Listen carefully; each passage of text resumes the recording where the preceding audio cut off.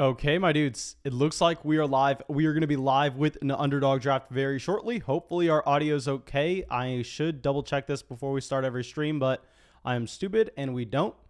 So it looks like I am going to be posting this link to Patreon right now. And real quick, guys, let me explain what we are going to be doing on Underdog before we start anything. It's going to take me about 30 seconds. Okay, so every single night from here to the start of the season, I'm going to be live streaming and we are going to be streaming on Underdog. This is a fantastic fantasy site that is literally begging for new users right now. They have a ton of users already. I don't know why they need that much more, but they need users for, I guess, their boardrooms when they're going and talking about share prices. I don't know, but they are giving us literally the opportunity to give you our 2021 draft guide for free if you sign up for Underdog using promo code FLOCK.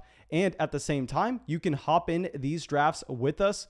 So what we are going to continue to do is I'm going to continue to try to get everybody that I can over there on Patreon priority into the leagues. Now I understand the flock is so big over there on Patreon that if I just uploaded the link there every time, that nobody in the live chat would be able to do it. So I think we're going to do 2 drafts every single night from here to the start of the season. I'm going to upload the first link over there on Patreon. We're going to upload the second link in the live chat for the YouTube section for everybody that's subscribed to the channel with their notifications on that can come out right away.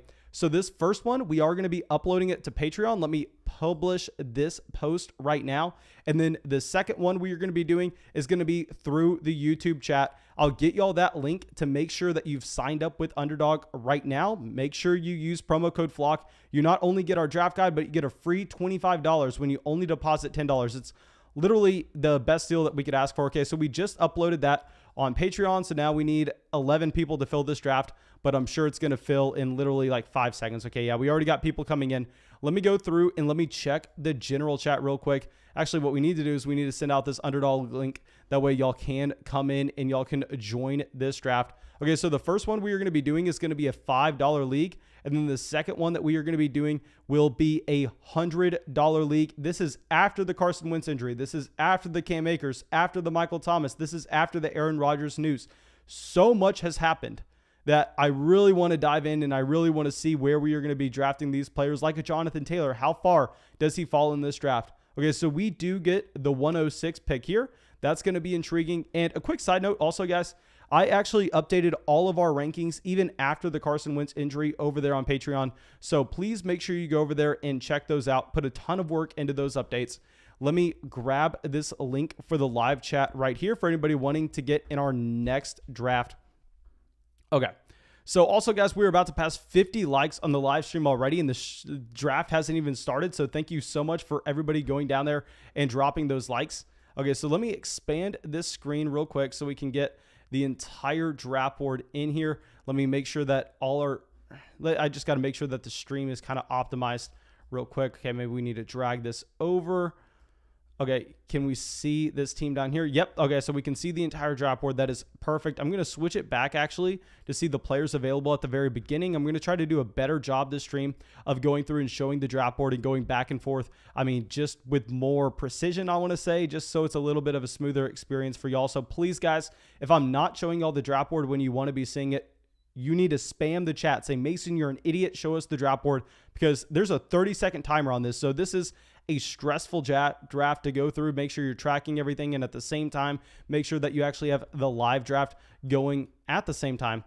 Okay, so we are going to be up on the clock at the 106. Honestly, it's going to be a pretty easy decision here for us based on us updating those rankings. I mean, I think we're going to be drafting a player in the middle of the first round over and over and over and over again. I'm going to have a video out on it very shortly on why I think he is such a good draft pick. But JN is up here at the 105. He takes Ezekiel Elliott. So we are going to be coming down here. We're going to be drafting Devonte Adams at the 106. Now that we know that Rodgers is locked into Green Bay, I think Adams is such an easy pick here, to be completely honest. We actually have him ranked as the 4th player overall in our draft guide, as well as our 2021 rankings. Okay, so it looks like I'm having a little bit of a problem. Come on, Mason. Don't be stupid. Hey, how do we get this back? Okay, thank God. I was about to have to shut down the stream. Jonathan Taylor goes at the 107 after the Carson Wentz injury. My God, I hope that happens in the $100 league because I could never consider drafting Jonathan Taylor at the 107. After the Carson Wentz injury, to be completely transparent, we actually moved Jonathan Taylor to be a second round pick in our draft guide and our rankings. I just think there's too much uncertainty with that situation to actually be willing to go out there and put that much money into Jonathan Taylor. Okay, so here is the situation so far. Okay. So if we are going to be looking at what's coming back to us in the second round, obviously, if there's a running back that we like, I think that we are going to end up having to go with them based on the fact that when you take Devonte Adams, you're passing up on so many 3-down guys that are available to you. But with Devonte Adams, I mean, he's a wide receiver that last year you take out the game that he was injured. And I mean, this is a wide receiver that just put up like the best wide receiver season of all time. And nobody's really talking about it because everybody was more so focused on the Aaron Rodgers saga this offseason. But Adams, in my opinion, I'm going to be drafting him over and over and over again. The only players that I currently have ranked ahead of Devonte Adams are going to be Christian McCaffrey, Dalvin Cook, and Alvin Kamara. Okay, so now let's go back and let's see who is going to be available for our next selection. It looks like we got some wide receivers lasting to us. Okay, so Calvin Ridley does go at the 205. I thought we were about to take like our third or fourth share of Calvin Ridley in these drafts. Last night we were drafting him over and over and over again. Okay, so let's see what falls to us. Okay, so Najee Harris does go. So I think here we're actually going to go back-to-back wide receiver. I don't necessarily love it, but I think given the value that is represented, we are going to be drafting DeAndre Hopkins here at the 207. So our start so far has been Devonte Adams and DeAndre Hopkins. So obviously we're going to be looking for running backs later on. And I know we're going to have a bunch of haters in the YouTube comment section telling me how bad this draft is because we don't get our running backs early. But honestly, I think I am fine with this start. And I mean, Devonte Adams, his ceiling is so dang high. And to pair it with a wide receiver that is a floor as high as DeAndre Hopkins, I'm really excited about it. Okay. So now Darren Waller does go off the board at the 209. Darren Waller does give you a positional advantage in a format like this where, I mean, you draft Darren Waller and then you only have to draft one more tight end later on in the draft because we know that best ball is going to be a different strategy than what you're finding in your regular fantasy leagues. I do think that participating in best ball leagues, and what's so good is if you use promo code FLOCK and you get the free $25 on a $10 deposit, you can actually hop in like 11 $3 drafts because you're going to have $35 loaded onto your account for only $10. And you're going to essentially pay $10 to have a shot to win way more than that. But most importantly, you are going to become such a good drafter when you're not drafting just against computers and instead you're drafting against real people who have real money on the line, because that's where you get actual data from fantasy drafts. You don't want to be looking at what a machine thinks is going to happen in your draft because that's never what it actually does. Okay. So we do have a little bit of a wide receiver run happening here with DK Metcalf, Justin Jefferson, AJ Brown. So if we were going to pass on DeAndre Hopkins, Clyde Edwards-Helaire definitely would have been our selection in the middle of the second round. And in yesterday's draft, we actually decided to go a little bit running back heavy in the $100 league. We actually started off the draft with 4 running backs in the first 5 rounds. So here we're kind of playing with something a little different. We're going to be trying to go a little bit more earlier wide receiver, see how that works for us. And then we can try to see what strategy we may like more depending on where we are in the draft. Okay, but it looks like Thomas did get in this draft with us. Okay, guys, if y'all don't know, Thomas Wade is editing all our videos. Happy to see that he got in. And now I think we have an easy decision. This is what I figured was going to happen. I didn't want to say it out loud because we needed it to. We are getting DeAndre Swift as our running back 3. This is a very similar to start to what we had in our $1,000 high stakes draft that was about a month ago, where we actually took Tyreek Hill in the first round, and that was when the Aaron Rodgers saga was going on. So instead of getting a DeAndre Hopkins in the second, we got Devonte Adams in the second round, and then DeAndre Swift in the third, which is a very exciting start. Okay, so it looks like Chimichanga here starts off with 3 running backs in a row. So that's going to be interesting because if we're going in rounds 4, 5, 6, 7, we're going to assume that he really needs wide receiver. We really need running back. So I think it's going to be pretty much a spot where we're not going after each other's players, which of course is nice to see. Okay, so now let's go through.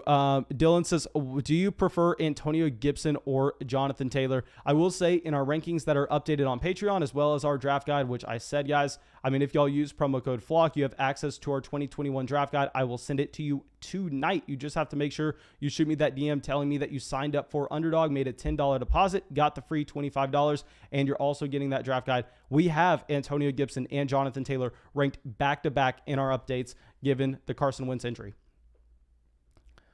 Okay, so here we have some more wide receivers going in the end of the third. We have Robert Woods, Julio Jones, Chris Godwin, Mike Evans, David Montgomery going in the beginning of the fourth. Okay, so I think what we really want to see here is we want to see some more wide receivers going. Once you start wide receiver, of course you would rather have your draft skew a little wide receiver heavy. Now, I will say Kyle Pitts at the 402. I can't get behind that. I mean, I still prefer TJ Hawkinson. I prefer Mark Andrews over Kyle Pitts in 2021 fantasy football. I understand that ADP says that Kyle Pitts is a much better option besides the two, but I can't see it that way. I mean, I definitely prefer having the other two tight ends. Okay, so we have Kyle Pitts, Travis Etienne, DJ Moore all going off the board.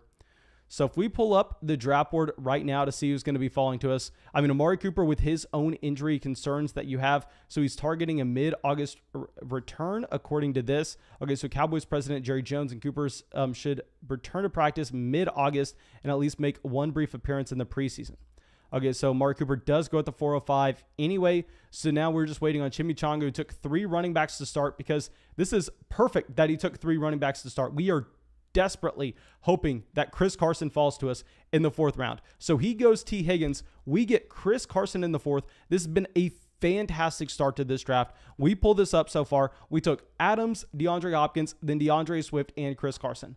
I mean, when you take Adams in the 1st, this is exactly how you're wanting rounds 2 through 4 to go. I was very, very reluctant to actually even say out loud that I thought we were going to have a chance at Chris Carson in the 4th, because honestly, I thought there was no way that he was going to make it past just say the 403. But the fact that we get Chris Carson there makes this draft start look so dang good. Now, JN upset with us that we ended up getting Chris Carson. I'd imagine. Let me see what he says.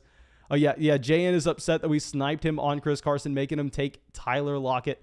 Yeah, no, Carson was the easy answer there. I bet you Chimichanga probably prefers Carson over T. Higgins, but when you start running back, I mean, there you kind of have to start hitting your wide receivers when we know that there's going to be more wide receivers going off the draft board, which is exactly what's happened since he took T. Higgins. I mean, you have Lockett, Cooper Kupp, and Jamar Chase all directly going. And also a big update that we actually did with our draft guide and our rankings is we had to move Cooper Kupp up dramatically after the Cam Akers injury, after looking at how this team was going to be more pass happy, after doing the research for the draft guide, understanding that I was initially too low on Cooper Kupp compared to where we had Robert Woods. So now we currently have Robert Woods as wide receiver 11. We have Cooper Kupp jumping up the rankings dramatically to where I think he's a great value here at the 409. I actually have Cooper Kupp ranked ahead of Terry McLaurin, which I know so many people are going to hate. Okay, so Bago says, how fast do these fill up? I was trying to get in. Okay, so this one filled up, I believe, in about 45 seconds, possibly. So I will say, just make sure, guys, you go to the link in the chat, sign up for promo code FLOCK right now on Underdog. If you're wanting to get in the $100 league, make sure you deposit $75. That way you get the free $25 bonus. I mean, you don't have to get into the $100 league. I don't care. Deposit $10. It doesn't matter to me, but just make sure that you're ready for whenever we send the league link out. I don't know why I can't say those two words together. And also a quick side note, guys, if y'all are going through and y'all are joining, do not join in the general lobby. I am creating private drafts. I'm creating private drafts just for the viewers of this channel. Regular people from the public are not allowed into these. So do not think that if you go through that link, look at the lobby and say, Mason's starting a $100 draft, let's join the public $100 draft. No, we're not going to be in that one. We're not going to be streaming that one. This is a private draft for everybody subscribed to the channel coming out to the live streams. Okay, so we are going to be back up on the clock after going wide receiver, then running back. We have a ton of flexibility on where we want to go from here. So our 2 wide receivers to start off were Devonte Adams and I believe DeAndre Hopkins. So here I think that We don't love going quarterback in this range, but if we're ever going to be drafting a quarterback in the 5th round, I want to make sure we're doing it when we're stacking one of our elite wide receivers. So here we are going to be going with Kyler Murray at the 506. Don't necessarily love it. We're not passing up on that much wide receiver or running back value though. So I am going to be fine with taking Kyler Murray at the 506. When we're really doing it for a roster construction reason. We're not necessarily just doing it because we think Kyler Murray is a fantastic slam dunk pick there. Now, I will say when you go through and when you invest into that elite quarterback on Underdog, this is a big thing that you need to focus in on. So when you're playing on Underdog, there are no waivers. So you have to understand how that's going to impact your team through the season. So if you're investing into a quarterback, just say you wait until the 10th round to grab your first guy, and your first quarterback that you're drafting is someone like, I don't want to say a Sam Darnold because obviously that's a very bad example, but if you say a Trevor Lawrence, that's your first quarterback that you're drafting. Most of the time, I'm going to be wanting to draft 3 quarterbacks on that roster. And here when you take Kyler Murray at the 506, you're kind of locking yourself into only taking 2 quarterbacks this entire draft. So we're only going to take 1 more after this. And also, guys, if you have not dropped a like on the video, fix your life. Go down there, drop a like on this video. And I was trying to come up with ideas that we can do to incentivize people to go through and sign up with our code on Underdog. I mean, I don't know how much else we can do outside of draft every single night and try to get as many of y'all in these drafts as possible. And at the same time, give you my draft guide for free by going through and taking advantage of free money. I mean, also, guys, I mean, it just helps the channel so much, to be completely honest. But beyond that, I was thinking, what would be a realistic number for us to hit on Underdog signups for me to be willing to do a 24-hour live stream? Someone please give me an answer on that. I don't even know what that would look like. I don't know what I would be doing. I'd probably be taking some kind of drugs. I'd probably be just hopped up on caffeine for 24 hours, drafting over and over and over again. But how many realistic signups would we need on Underdog to do that? I was thinking 10,000. I mean, if we get 10,000 signups, that's like half of the amount of views that we get in a day. We get 20,000 views in a day. So if half of the people that view the channel go out there and sign up with promo code FLOCK on Underdog, we'll do a 24-hour stream. Let me know if y'all like that idea. I also thought of an idea of maybe we custom order like a flock, like the mascot of the bird. Like we get a giant human costume like that, and I go to an NFL draft party dressed up as that, or I go to a Tampa Bay Buccaneers game and I invite y'all and do a flock meetup. Let me know if y'all have any fun ideas that we can do like that so I can incentivize more signups, because I'm doing everything that I can to try to get y'all to draft on this platform with me. Okay, so now I think, oh my gosh, Laviska Shenault goes, okay, so if Michael Thomas was not injured, obviously Michael Thomas, but more importantly, if this was not a best ball format, I think we would be taking Michael Thomas, but we needed his points throughout the entire season. So instead, I think we are going to be going Odell Beckham Jr. Now, there are a few different routes we could have gone, but I think based on the fact that we really just want to be taking value where we can, given the fact that, I mean, we're going to be doing so many of these drafts through the entire season. Very rarely are we going to have the opportunity to draft Odell Beckham Jr. in this range. So I think we just kind of take him here. He fits the roster construction. So not a pick that I love, but we're going to make it regardless. Okay, In says topless stream in a cowboy hat. Okay, so Zach says there's almost 700 Patreon members, so maybe 700 signups. Guys, I don't think y'all realize how big of a deal a 24-hour stream would be. Think about 24 hours, me trying to... I've never stayed up for 24 hours before, and let alone sit in front of a computer with these lights on me, live streaming. I think we need more than 700 signups. Let me know if that's even something y'all would be interested in, because I would think that it would be like the biggest challenge ever for someone to sit in front of a camera and live stream for 24 hours going through and doing drafts. Okay.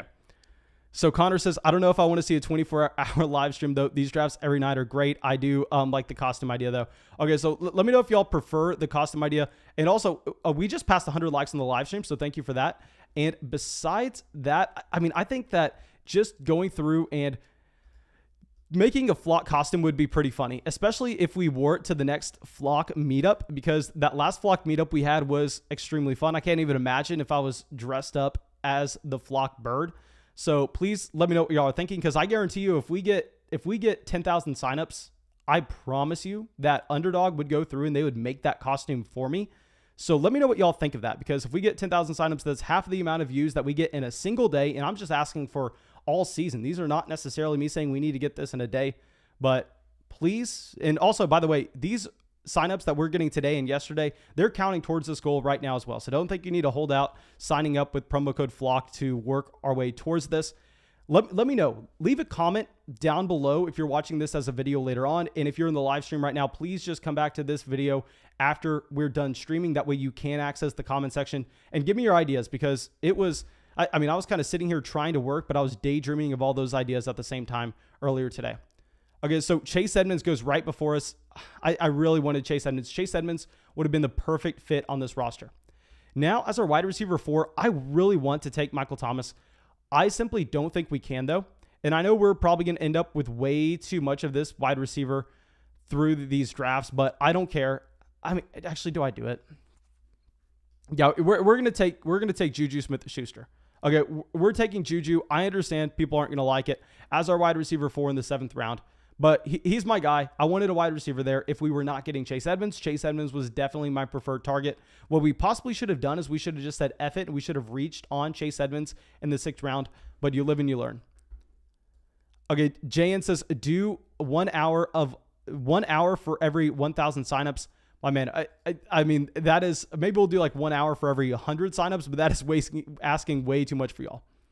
Okay, Connor says, I'm all for that. Dressing up in the costume and going to the Bucs game in it. Garrett says, how much do you bench? Right now, it's a lot less than I used to, but back when I was on the powerlifting team for UT, I actually hit 225, which is what they use for the NFL Combine. I hit that for 12 reps. If you actually look up Fantasy Flock Combine, we actually have a Combine video where I feature that video where I benched 225 for 12. I weighed like 163 pounds in that video at the same time. Jayan says, get a Darnell Mooney tattoo. I don't know if we could do that. Steven says, what part of Tampa are you in? My man, I am downtown. And Tanner says, TikTok boy. Yes, sir. We go out there. We draft our man, TikTok boy. Okay, let me grab some water because I'm going to die this live stream if we don't have any water. And also, let me know if there's anything I can do to improve this streaming setup for y'all. Actually, I'm going to slide this up just slightly. Okay, yeah, we're going to do this. That way everybody can see exactly what is happening from top to bottom. Okay, so A.J. Dillon at 802. Okay, so it looks like A.J. Dillon is rising up. Okay, so if we go to our roster construction right now, we actually have 1 quarterback, 2 running backs, 4 wide receivers, and no tight ends. So I think obviously running back and tight end is going to be a priority here if we can get one, not necessarily a spot that we need to. Quarterback, once we take Kyler Murray in the 6th, I don't necessarily want to be taking another one in this range unless we really don't like any of the other wide receivers available. But Zach Moss goes, okay, so maybe the running backs aren't going to be that useful with guys that we are actually going to go target. So I think we actually just get 1 of 2 guys that I'm going to be looking at, but it's mainly going to depend on where Chimichanga decides to go. Okay, come on, Chimichanga. Let's see it, my dude. Like I said, guys, so far we have, okay, he takes Russell Gage. We get Dallas Goddard as our tight end 1. This has been a fantastic start. Guys, I know y'all like to give me so much crap about my drafts, but here we have at wide receiver, Devonte Adams, Deandre Hopkins, Odell Beckham Jr., Juju Smith-Schuster. At running back, DeAndre Swift, Chris Carson. At quarterback, Kyler Murray. And at tight end, we do have Dallas Goddard. Really like that start so far. And like I said, guys, we are going to be, actually, let me go through, pull this back up. We are going to be doing the $100 draft after this. I'm going to be sending that link out in the general chat. Please make sure y'all go down there, drop a like on the live stream. It helps us out so much. Okay, Connor says, geez, 225 for 12. Bro, chillax. I know. It was literally a point where one of the guys on the powerlifting team that was like a captain of the powerlifting team was spotting me, and I was the new guy on the team, so I was like, okay, we got to show up or put up. Literally, like the most I'd ever benched 225 for reps before was maybe like 7, and for whatever reason, put on some Meek Mill, had my headphones going, I was like, and got it. It was the most impressive moment of my life. Like, easily, far none. I would never be able to repeat it, even when I was on the powerlifting team. Okay, so we have some wide receivers going here. Tyler Boyd, Will Fuller, Mecole Hardman, Jalen Waddle. Okay, so let me go through. And yeah, I wish this was the $100 league. I wish we did the $100 draft first, then we did the $5 draft after. But also, I will say that I think we're probably going to mix up doing $100 drafts on Patreon, $100 drafts on YouTube, because I really want to continue to prioritize everybody over there on Patreon, making sure that they can get their spots into the league. I understand that a lot of people in this YouTube chat are also over there on Patreon, so you also have the chance of joining the YouTube chat one as well. So I want to get a nice mix of allowing people who can't necessarily join the flock on Patreon, they can get in these drafts as well as the people on Patreon still get the number one priority to join with us. So let me know what y'all think of the idea of drafting 2 drafts every single night, doing one through Patreon, doing one through YouTube. So please let me know what y'all are thinking of that. Okay. So Mostert, Jarvis, Brandon Cooks, Corey Davis, Darnell Mooney. Okay, so there was a massive wide receiver run right before us. Michael Pittman is there. Of course, we're not going to be able to go with Michael Pittman. Instead, given all the quarterbacks that are still available, we're going to take a running back that I really don't advise taking in regular fantasy drafts. Ronald Jones is not someone that I think is intriguing in a full point PPR weekly managed league because I do think that he does have his ceiling capped. I don't think you're going to find him ever bursting on to be a top 10 running back, which of course is what you're looking for if you're playing in a format like that. But here it's half point PPR, so his lack of usage in the receiving game doesn't matter as much. And also, we only have 2 running backs, and here we don't have access to the waiver wire. Whereas if we only have 2 running backs in a regular fantasy draft, I don't care. I'm going to continue to take value. I'm going to continue to draft those wide receivers. But in a best ball format, it's a little bit different. You need to make sure you're getting running back points in that lineup. So we are going to be taking Ronald Jones at the 906 after Raheem Mostert, Tony Pollard, Zach Moss, and A.J. Dillon. Trust me, I'd way rather have A.J. Dillon over Ronald Jones. Now, Aaron Rodgers does go at the 909. Rodgers was the other player I would have considered, given the fact that it would have given us the stack with Devonte Adams, who we took in the first round. But I think based on us taking Kyler Murray in the 6th, it wasn't necessarily a priority for us to have to go out there and complete that stack. I think getting some more running back points on this team actually mattered a little bit more. Okay, so Rashad Bateman at the 910, Marvin Jones at the 911. Okay, so Mike says, with the fantasy in the link chat, I see almost 8 drafts on the screen. It links us to 2 that are 12-man best ball. Okay, so my man, like I said, with the chat, the link you're gonna find in the chat right now, what that is gonna do for you is that's going to take you to sign up for Underdog with promo code FLOCK and get ready for whenever I send out the link to our $100 draft, where I'll send out the link in the chat and it'll say, this is our $100 league. There you will join. Make sure you're joining our private draft, not one of the drafts from the lobby. That link that's being sent out in the chat right now is to get you ready for whenever we send that link. That way you don't have to necessarily go through and try to do a very long process as we are filling that next draft and you don't miss out. Yes, sir. Michael's saying $100 draft next. Yes, sir, we are. I mean, I think it's such a good rhythm to go through and do a $5 draft first because it's still real money on the line, $60 pot. And at the same time, we can kind of grease the wheels here with live streaming and we can get our reps in with how we are going to be going through and just attacking the next draft. Okay, so Michael Pittman continues to fall. And maybe if I was a fan of drafting Michael Pittman before the Carson Wentz injury, here I'd be looking to grab him. But I mean, I hated Michael Pittman before the Carson Wentz injury. I definitely am not looking to draft Michael Pittman after. So even though he is by far and away the best player according to ADP, I don't necessarily know if we can go out there and grab him. So I think now that Matthew Stafford goes, I'm still fine passing on quarterback, even though I know if you pull up the draft board, quarterbacks are going to be near the very top. I think we actually go with the best available wide receiver that is not named Michael Pittman. This is going to be Devonte Parker, someone that is very intriguing in terms of getting him to be a player that's going to be seeing a decent amount of snaps. Now we can pull this back down. Okay, so Devonte Parker goes, and now I really like our roster construction where if we're talking about wide receivers, we have 5 wide receivers that I am feeling comfortable providing us spike weeks with. And also we don't even really need that many spike weeks given the fact that we have Devonte Adams and DeAndre Hopkins to start us off. At running back, we have a lot of guaranteed points with DeAndre Swift, Chris Carson, and Ronald Jones. At quarterback, we have an elite option with Kyler Murray, stacking him with DeAndre Hopkins. And at tight end, we do have Dallas Goddard. Okay, so now Ryan Tannehill does go at the 1009. Mike says, okay, I have already done that. How do I know it's a private draft? You're going to know it's a private draft when I say the link I'm sending now is for the $100 league. It will be typed in the chat as well. You'll pull it up and it will say join the Fantasy Flocks $100 draft, and then it will be right there. Very, very simple. Okay, Master Enigma says, Parker on the PUP, yuck. I know, but I believe Parker should be ready to start the year. Please correct me if I am wrong, guys. Maybe I am wrong with what I read earlier, and that was just a very embarrassing selection, but please correct me if I am wrong.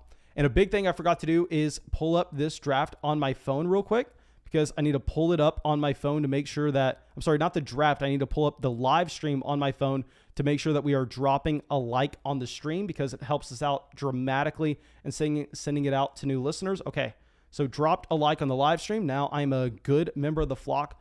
Okay, now Tyler Higbee does go at the 10:01. Tyler Higbee, the 10:12, a player that I loved at the beginning of this offseason as a buy low candidate in Dynasty after hating him last offseason.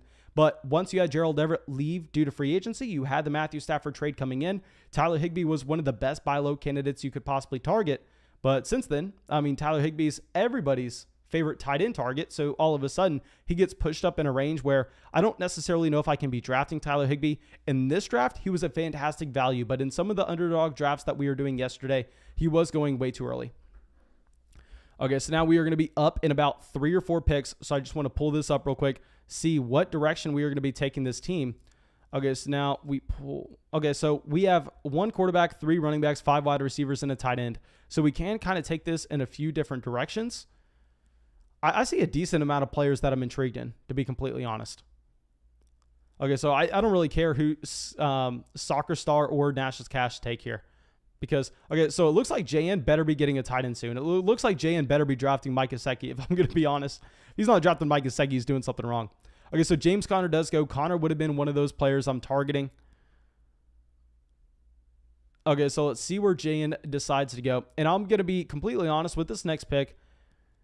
I think this would be something we wouldn't do. Actually, no. He goes Trey Lance. Okay, that's very surprising. I think when he goes Trey Lance, a quarterback run's probably about to happen. I was most likely going to be taking Trey Lance at the 11:06, given his upside that he would have had combined with a player that we already took in Kyler Murray. But I think now instead we actually take Tom Brady. It's going to be a very nice draft, and that now what we have to do is pretty much just sit back and let everybody else take those quarterbacks. See Trevor Lawrence go, so you know that that quarterback run is about to happen. And in this best ball format, you need to make sure that you're having 2 to 3 quarterbacks so you can feel comfortable with your draft. So getting Tom Brady at the 11:06, I don't necessarily like Tom Brady in a 4-point passing touchdown league, but I think to pair with Kyler Murray when we know Tom Brady's playing all 16 weeks, it's actually going to be very good in this best ball format. Okay, so Scenic says, Mason, you need to go to the Pint and Brew downtown. My man, please let me know if that's like the coffee brew shop, because I walk by there, I think, every single day. Let me know if that's like the coffee kind of place. It's like a coffee, it's coffee and a bar. It says like, get your coffee, then your beer. I have no idea what it is. Okay, so Jay, my man, I just have to give you so much crap for passing on Mike Gesicki there. I know you wanted Trey Lance. I know Trey Lance has that exciting upside. Nobody likes Trey Lance more than I do. But in this format, when you did not have a tight end, I think passing on Gesicki is just such a large opportunity cost when you could have gotten a quarterback later on, especially when you decided to take Dak Prescott at the 608. So yeah, my man, I really think what you should have done there is you should have gone Gesicki. But I'm willing to be wrong, but I mean, I don't think I am in this one instance. Zachary says, is this a $100 draft, a best ball? This one right here is not. The next $100 league, this draft right here is a $5 best ball draft. The next one we are doing is going to be a $100 league. Okay, so let's go through and see what teams are probably going to be doing. Okay, so Latavius Murray goes. That's a good pick. I do like the Mike Gesicki, the Traquan Smith as well. So Emmanuel Sanders goes at the 12:01. Let me know what I'm missing with Emmanuel Sanders, but I know he's attached to Josh Allen. I know there aren't that many players getting targets there outside of Stephon Diggs, but I have a very hard time drafting a 34-year-old Emmanuel Sanders at the beginning of the 12th round. I mean, I know that there aren't that many wide receivers that are still available you can get excited about, but at the end of the day, it's Emmanuel Sanders. I don't know if we would have been able to do it. Okay, so Matt Ryan does go. That's what we want. When we already have our top 2 quarterbacks, I mean, selfishly, I want to see more quarterbacks go off the board. I mean, when we see Matt Ryan, when we see Tua Tagovailoa, and it pushes those other players down the board to us, that's good for us. That's setting us up in the 12th round quite nicely. Okay, so Paris Campbell goes to the 12:05. That is intriguing after the Carson Wentz injury. Okay, so we have Paris Campbell off the board and then Terrace Marshall. Okay, so now we're looking at Jalen Reagor, T.Y. Hilton, Cole Beasley, David Johnson, Jamal Williams. Okay, so we have 2 quarterbacks, 3 running backs, 5 wide receivers, and a tight end. Running backs after this, honestly, I think running backs after this probably dry up a little bit quicker than the other positions. So here we're going to quote-unquote reach a little bit. We're going to take Jamal Williams. Here Jamal Williams is going to be our running back 4, and what I really like, actually, you know what? that was a bad mistake. This is the definition of why you shouldn't stream and draft. Y'all know I hate going through and drafting handcuff running backs. It's literally my least favorite thing to do in fantasy. And we take Jamal Williams after we take DeAndre Swift. I think that if we didn't have DeAndre Swift on this team, that would have been a fantastic pick with Jamal Williams. But now that we are kind of missing out on the upside that Jamal Williams would possibly have with the DeAndre Swift injury, because when you draft Swift in the third, you're making a bet that he's staying healthy. I think that's probably a bad pick. I think instead we most likely should have gone with the Gerald Everett, who JN ends up getting at the 1208.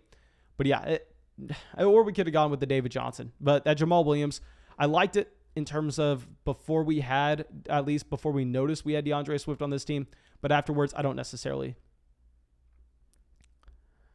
Okay, so Steven says, check out Eddie and Sam's for pizza. Okay. Let me pull this up real quick, my man. I will write down your Tampa food recommendations on my phone, because I'm telling you right now, with how much I have worked, I literally am not going to have... I mean, I'm working like 70 hours a week right now. At the very minimum, I'm probably working 80 hours a week, to be honest. I mean, I'm definitely not going to have any time to make any food. So if you have any food recommendations, especially that I can walk the dog to in downtown Tampa, I am all ears. Okay, so Evan Ingram at the 1301. Now, JN does get Gerald Everett at the 1208, so I think that kind of saves him. But, I mean, I would have definitely loved to see him go Mike Gesicki and Gerald Everett at the 11th, 12th round picks. So now we do like to see these more quarterbacks go off the board. Like I said, the more quarterbacks, the better for us. Okay, so now all those wide receivers are still available. So it looks like we did make the right decision in going with a running back instead of a wide receiver in the last round. Now, I don't think we went with the right running back, but you live and you learn. Okay, so another thing that we need to be checking out is... Oh my God. Y'all are not going to believe what I did in this draft. Okay, so let me go through my running back room right now. Okay. So I'll do it in a second, but this is maybe one of the most embarrassing things ever. Oh my God, this is bad. This is why I need to pay attention more so to the draft and less so to the stream, because this was good. Thank God this was in the $5 draft, not the $100 draft. That's all I have to say. Thank God it was. Okay, so Cole Beasley going. So here, I mean, I really like some of these wide receivers down in this range, but y'all know what I'm kind of having to do. Actually, you know what we're going to have to do now? We're going to have to take our 5th running back, because, I mean, let me go through this team for y'all. Okay, so our 5 running backs so far, y'all can see them over here. I mean, we have DeAndre Swift. He has a week 9 bye. Chris Carson, a week 9 bye. Ronald Jones, a week 9 bye. Jamal Williams, a week 9 bye. Oh my God, that is horrendous. Tom Brady's on bye in week 9. I mean, we are just going to get crushed. And the thing is, in a best ball league, you can't afford to do that. We can't afford to just go through and lose that many points. Now we're kind of committing to having to draft 6 running backs on this team. Oh my God, that is embarrassing. That is disgusting. Of course, I'm going to have to point that out. And we're going to have to adjust what we're doing halfway through the draft because of so. And also, guys, we're about to pass 150 likes on the live stream. So please make sure you go down there, drop a like, make me feel a little bit better about being just a complete idiot. And like I said, guys, I mean, you see how bad I am at streaming and drafting at the same time. So if you want to come in, you want to take my $100, the best thing you can do is use promo code FLOCK on Underdog. Shoot me a DM on Twitter, Instagram, Patreon, Discord, wherever you want. Tell me that you used it with the email address you signed up with. Then I will send you our 2021 draft guide. You can use our draft guide, our rankings. You can hop in these drafts with us. You can crush us on the stream, make me look like an idiot like I just did. So yeah, please make sure y'all go and take advantage of that offer. Oh my God, that was disgusting. Okay, so Fitzpatrick, Jalen Reagor. Okay, so I really like some of the wide receiver value there. I honestly thought that we were going to have to take Jalen Reagor, even though I don't necessarily like Reagor, but the value of getting him at the end of the 13th was pretty good. But yeah, once we realized what we did by messing up our running back situation, I think taking Devin Singletary there at the 1306 was kind of a must. Drew says Adams dropping a 50 bomb that week. Market. Yes, sir. That's why you take Devonte Adams at the 106. Okay, so Brian Edwards, John Brown. Okay, let me grab some water real quick.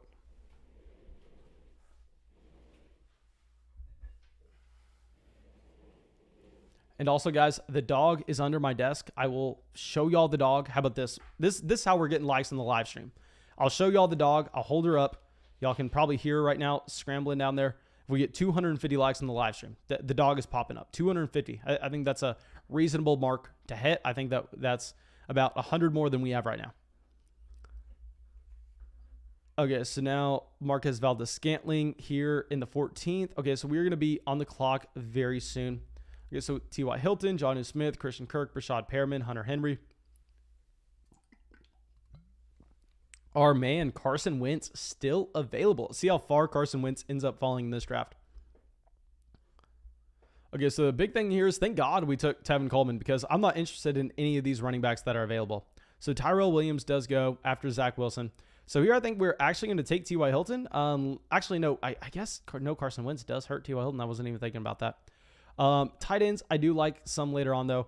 So instead, we're just going to take T.Y. Hilton. It sucks. Hopefully, Jacob Eason has a big arm where he can hit T.Y. Hilton further downfield. But in the middle of the 14th, we know T.Y. Hilton's going to be a wide receiver seeing his significant amount of snaps. I'm not a believer in Michael Pittman, so might as well get T.Y. Hilton and get those targets locked in as our wide receiver 7, I believe. Okay, so let me go through and Gil says, where in Florida are you? I am in Tampa, Florida. That's why I'm saying, guys, if y'all want me to wear a giant flock costume to a Tampa Bay Buccaneers game, that is an incentive that we can't have. I promise you that. Steven says he's failed the team's conditioning test. Apparently he's in a bad place physically and emotionally due to the death of a childhood friend. I did not even know that with Jalen Reagor. I read that he did fail his conditioning test alongside Dallas Goddard, then found out that Dallas Goddard failed it for like a bogus reason. So I definitely didn't necessarily think anything of it.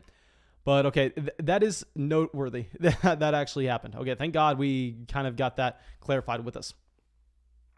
Okay, cue the plug. Says Mason going to have to file for bankruptcy after he loses all his leagues. My man, as long as Trey Lance stays healthy, we're going to be okay. I promise you that, my man. Okay, let me read this real quick.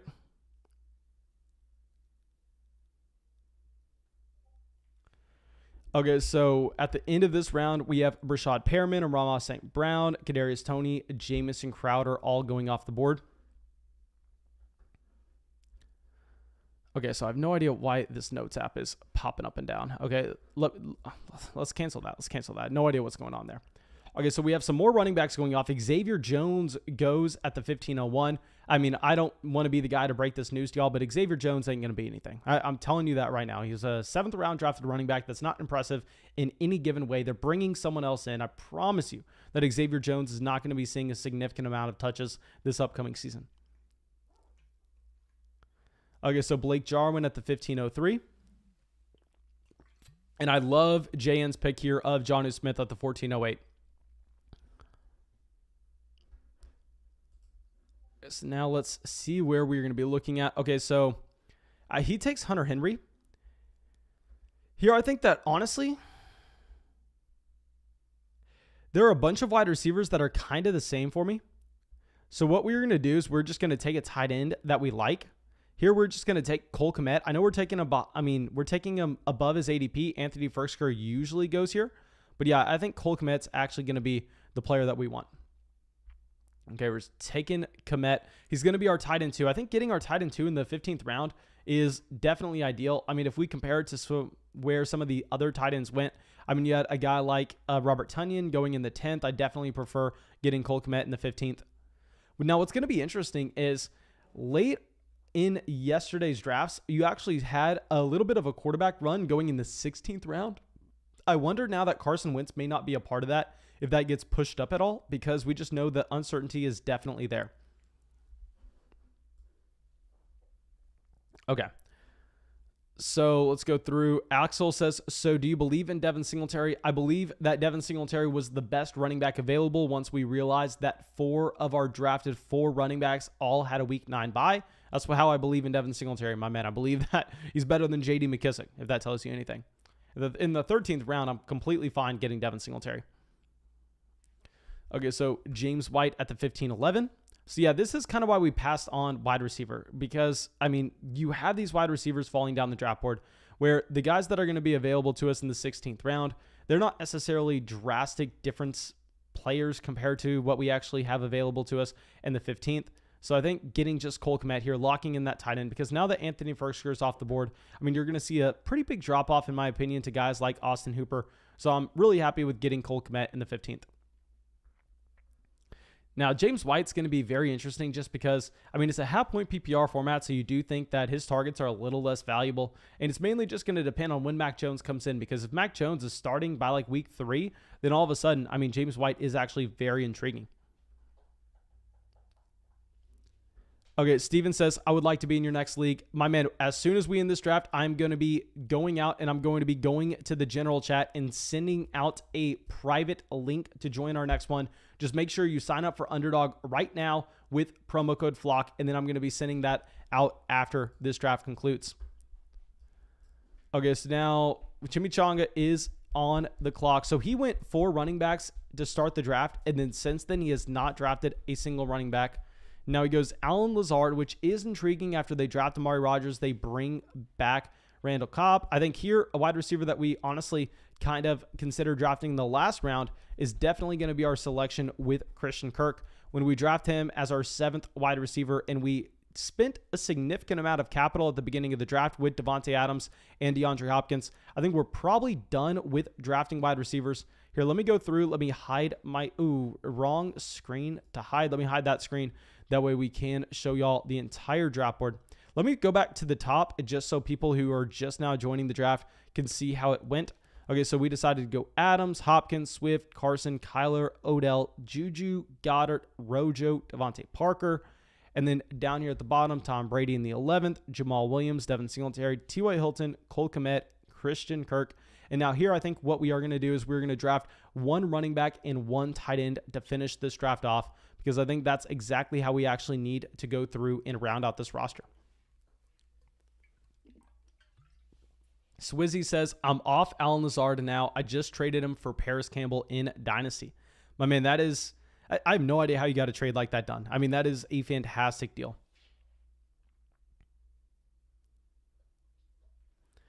Okay, so now at the end of the draft, you do have Carson Wentz going after Cam Newton. Okay, that is massive. I'm very surprised about that.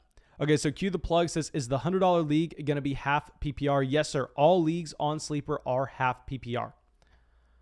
Okay, so now let's kind of get ready for who we are going to be drafting with this next selection. Let's switch this over real quick to see the players that are available. Given the fact that we have 7 wide receivers and where we invested into those wide receivers, I think we're honestly probably done taking them unless there's a player that just is a screaming value. KJ Hamler, I love KJ Hamler in the 17th round. I mean, I know that we are going to be drafting KJ Hamler in a ton of these. But now I think we're actually going to be looking at running back and tight end. So if we're looking at running back, there are a few intriguing names, I guess. I mean, nobody that stands out in me saying, oh my God, I have to have this player. Because what we're looking for in this range is we're looking for someone that could have a role right away and at the same time could eventually get a larger role on his offense. So there's a running back that I saw that I really like way later on. So I think what we're going to do here is we're going to draft Eric Ebron. Given the fact that once we draft Eric Ebron, I mean, it's going to put us in a spot where we don't have to worry about taking another tight end the rest of the way. We just get our running back that we want in the 18th round, and the running back that I saw in the 18th round, I mean, I'm pretty sure we're guaranteed to get him there. And yeah, I think that is just a very easy solution. Okay, so let's go through. Q the plug says, that's gross. Shake my head. I was going to play a little for show with a smaller pot. You do not like half point PPR, my man. I think that most leagues are honestly going to kind of transition over to half PPR because I think it does just go through and give you a nice balance between not just targeting those players that are going to be soaking up a ton of targets out of the backfield, but also guys that are going to be getting usage in all areas of the game.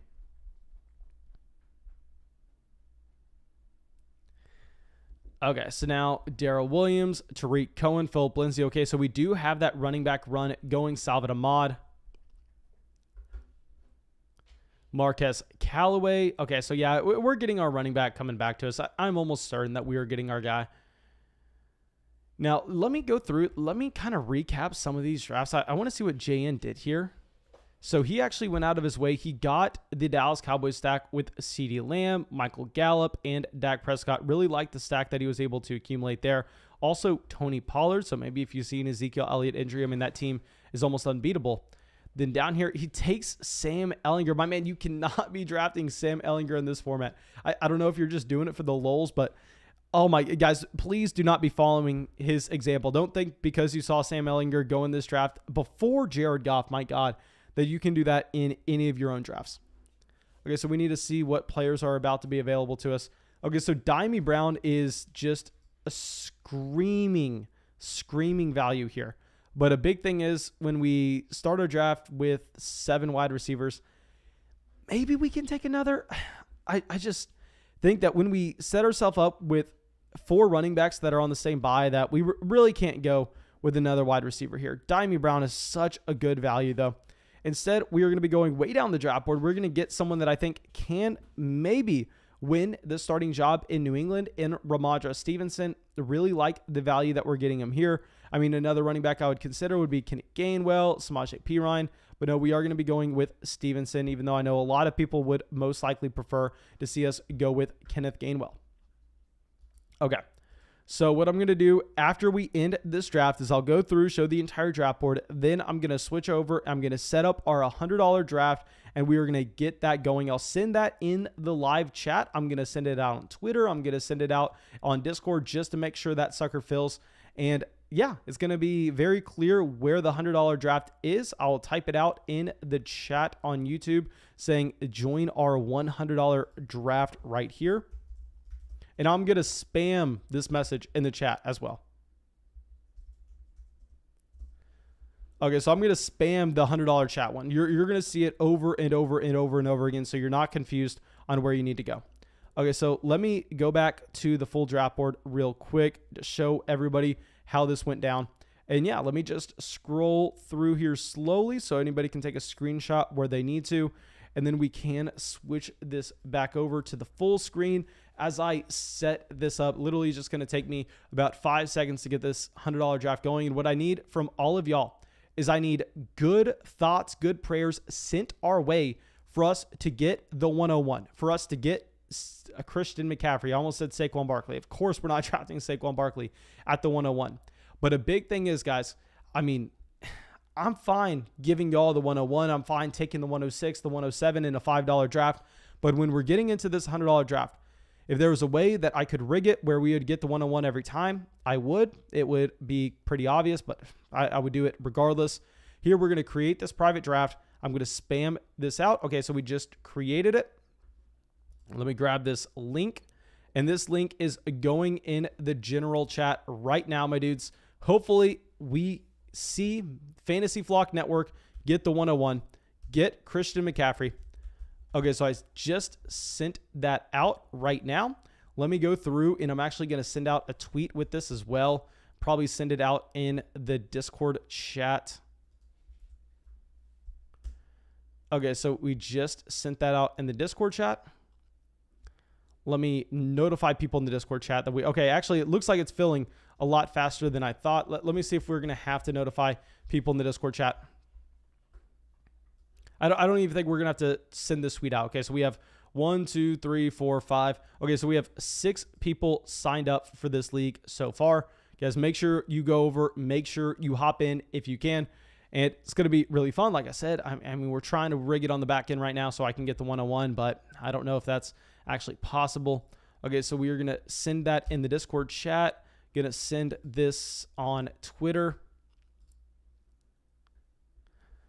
Okay, let me go through and retweet this from the other account because we need this bad boy to fill, guys. Please just give me about 30 seconds to make sure this sucker fills. Maybe we're not going to be able to do one of these $100 drafts every night. I guess that it was maybe a little bold for me to assume that we were going to be able to do so. Okay, so we just sent that out on Discord, sent that out on Twitter. So it's going to be a half-point PPR best ball format. And guys, if y'all want to see the $100 draft, you may have to join it. To be completely honest, we are maybe going to have to do something with this. Okay, so let's see. In says you should put your promo deal for underdog on your screen at the bottom or something. My man, I definitely need to do something like that. I completely agree with you. Okay, so it looks like now we got another person in here. We need 5 more people to fill this draft. Come on, my dudes. We need 4 more people to fill this draft, please. Okay, yeah, 4 more. Looks like we're getting there slowly but surely. Let me, actually, it's already spammed in the chat. I don't know what else I can do for y'all. Okay, we need 3 more people. 3 more. And like I said, guys, we are going to be trying to get a nice balance of also $10 and also $25 drafts in here. Not just 5 versus 100. But also, when you're joining, make sure you're using promo code FLOCK. That way you get a free $25 on top of any deposit. Doesn't matter if you're depositing $10. That way you get into one of our $5 drafts in another night. You can get into multiple of our $5 drafts in another night. But you know what I should also do? I should also send out this link on Patreon. Yeah, let me post this link on Patreon at the same time, just in case anybody on Patreon wasn't in the live stream right now and was wanting to get in the draft. Okay, so let's send this on Patreon.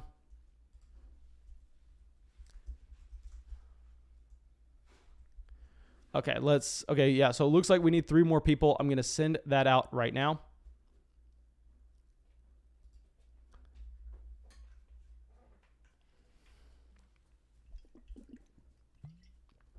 Okay. Like I said, guys, I mean, y'all are always so quick to let me know how bad I am at fantasy football, how stupid I am.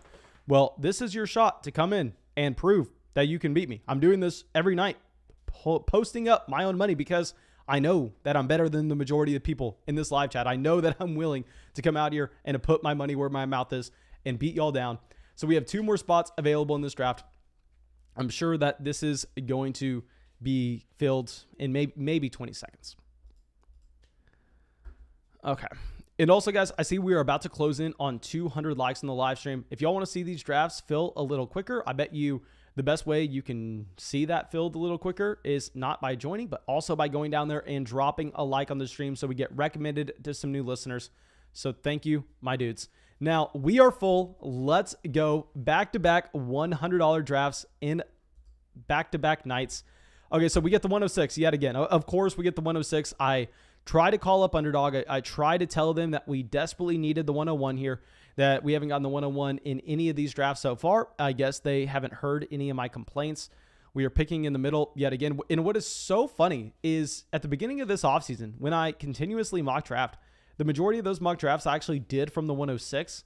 So now that we are in these real money drafts against y'all, we're drafting from the 106, the 107. I mean, clearly y'all see that. I mean, I'm comfortable with it. I guess we practiced in the right direction. And this dog right here is driving me insane. Can you please stop it? Please. Okay, she like can't stay out of the room, but when she is in the room, she just goes insane. And whenever I put her out of the room, she stands at the door crying for me to let her in. Okay. Okay, Shane says, first time I've seen the dog make an appearance. Oh, can y'all see her walking around in the room right now? Okay, I guess y'all can see her. I did not know that. Come here, baby. Come here. Okay, I'll hold her up so y'all get a good view of her.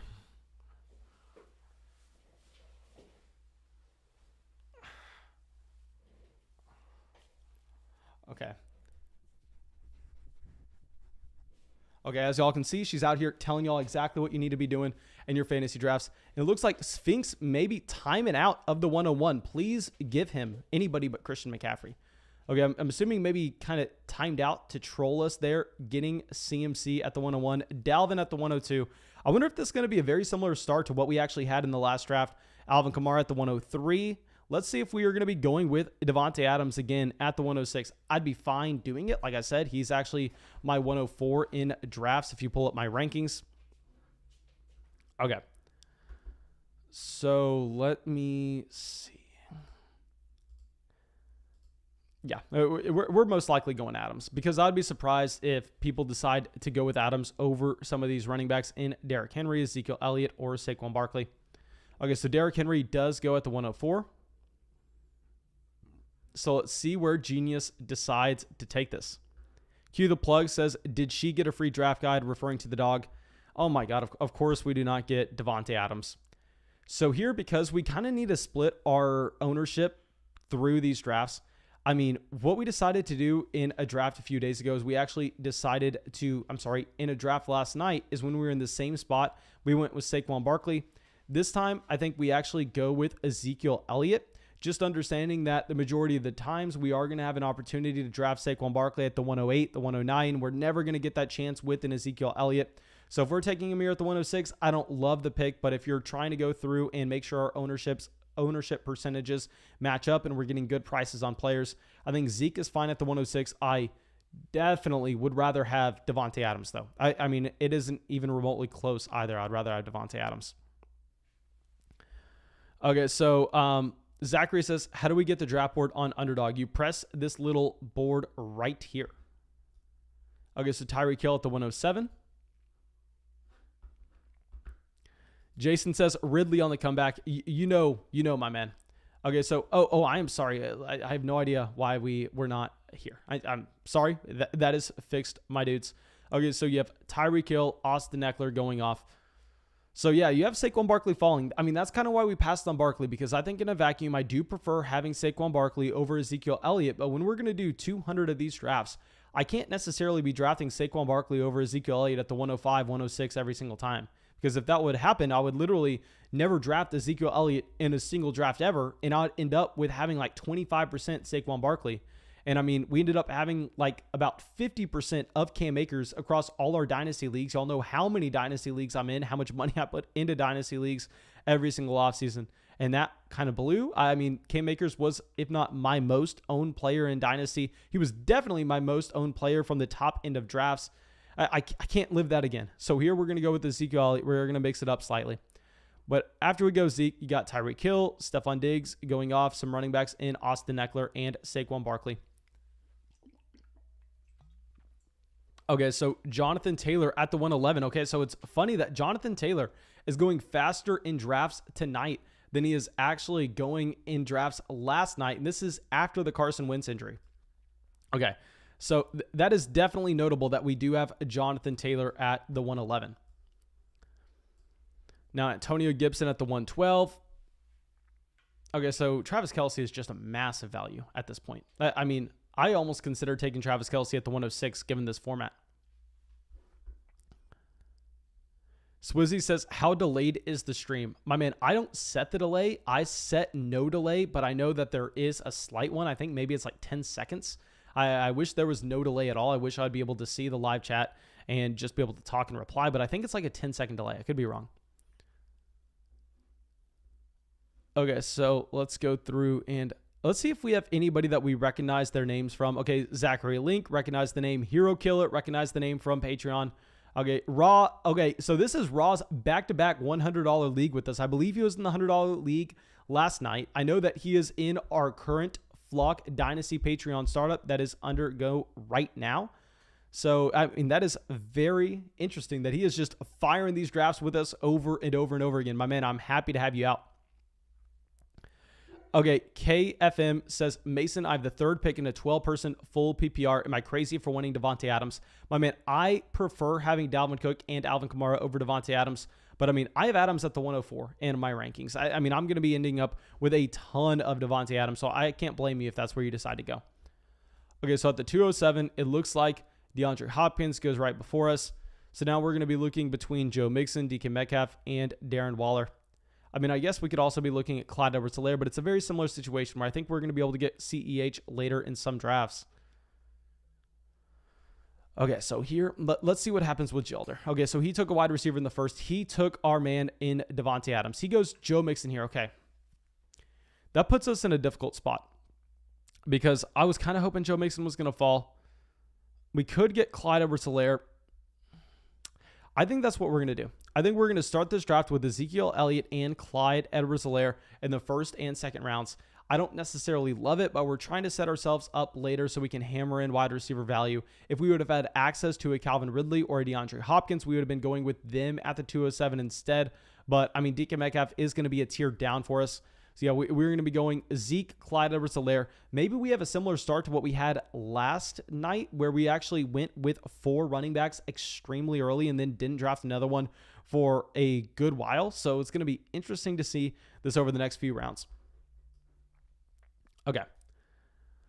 So also, guys, if you have yet to already, please make sure you go down there, drop a like on the live stream. We are about to pass 200 likes on the stream, and it helps us a ton. Okay, so now Darren Waller goes off the board at the 210. Darren Waller would have been the player I would have considered outside of DK Metcalf. Now, DeAndre Swift at the 211. So it looks like maybe some running backs are going to go early here. And of course, once you go running back, you're kind of hoping you see some running backs early.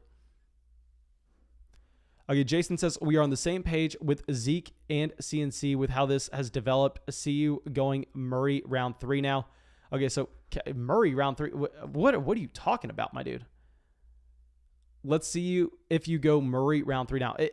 Are you talking about Kyler Murray? Am I missing something here? I don't know what we could potentially be missing.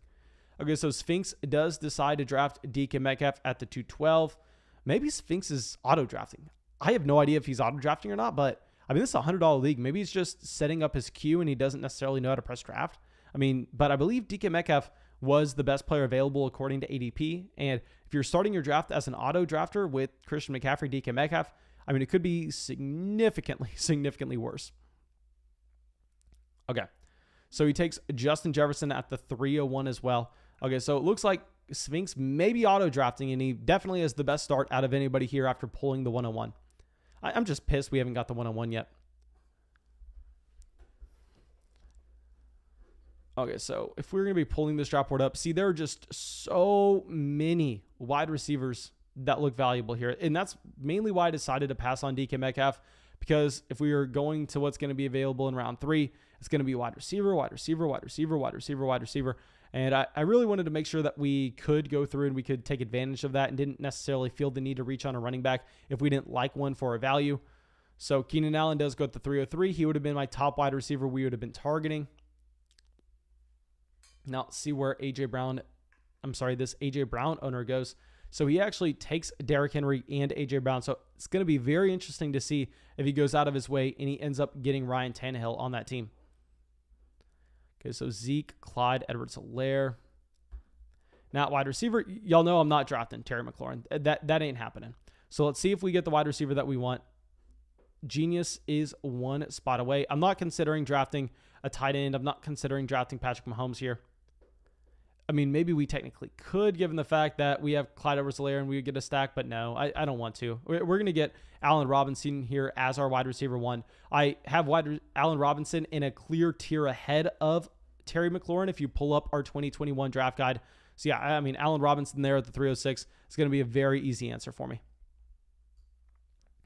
Okay, let me know what y'all think of this start so far. I don't necessarily like either of our picks in round 1 or round 2. I mean, I love Clyde Edwards-Helaire if we can get him in the late second, but I don't like the value that we had to take him at the 207. I think we would have preferred Joe Mixon falling to us, knowing that while we may like Clyde Edwards-Helaire slightly more for this year, understanding that we can get CEH later in the majority of these drafts, I mean, we're going to be doing 200 of these.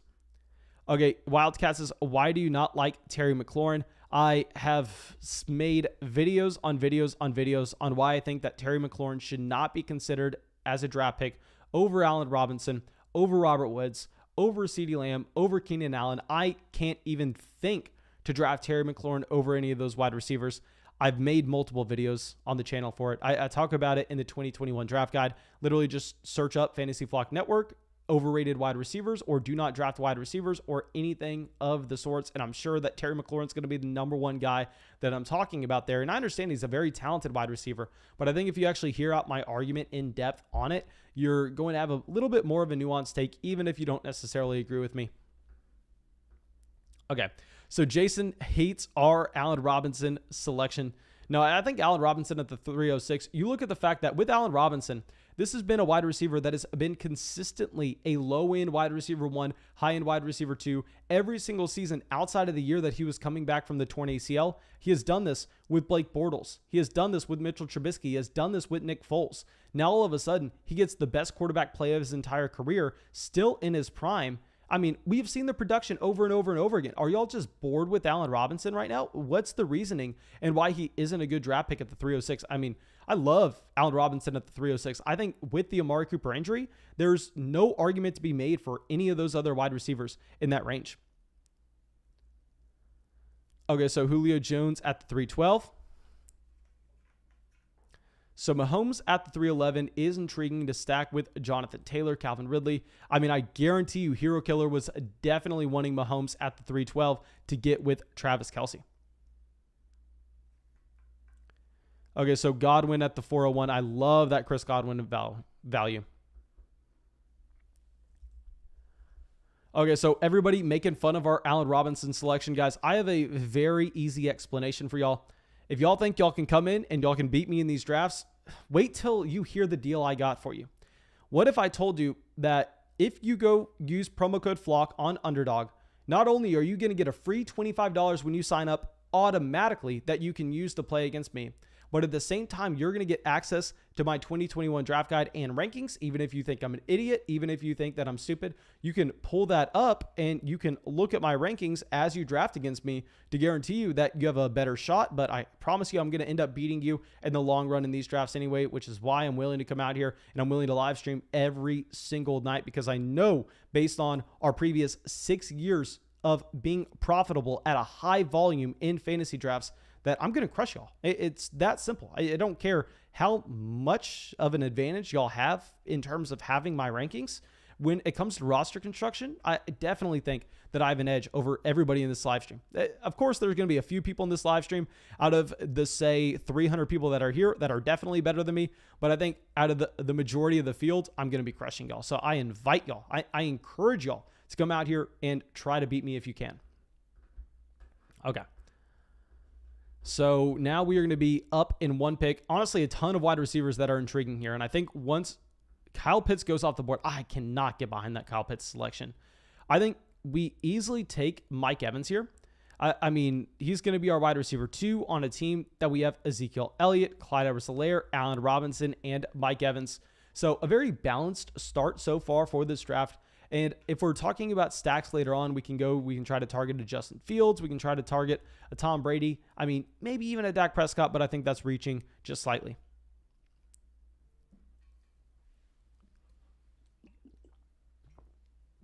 Okay. Mike says, how high are you willing to take CeeDee Lamb now? I actually did move CeeDee Lamb up our rankings in our most recent adjustment over there on Patreon.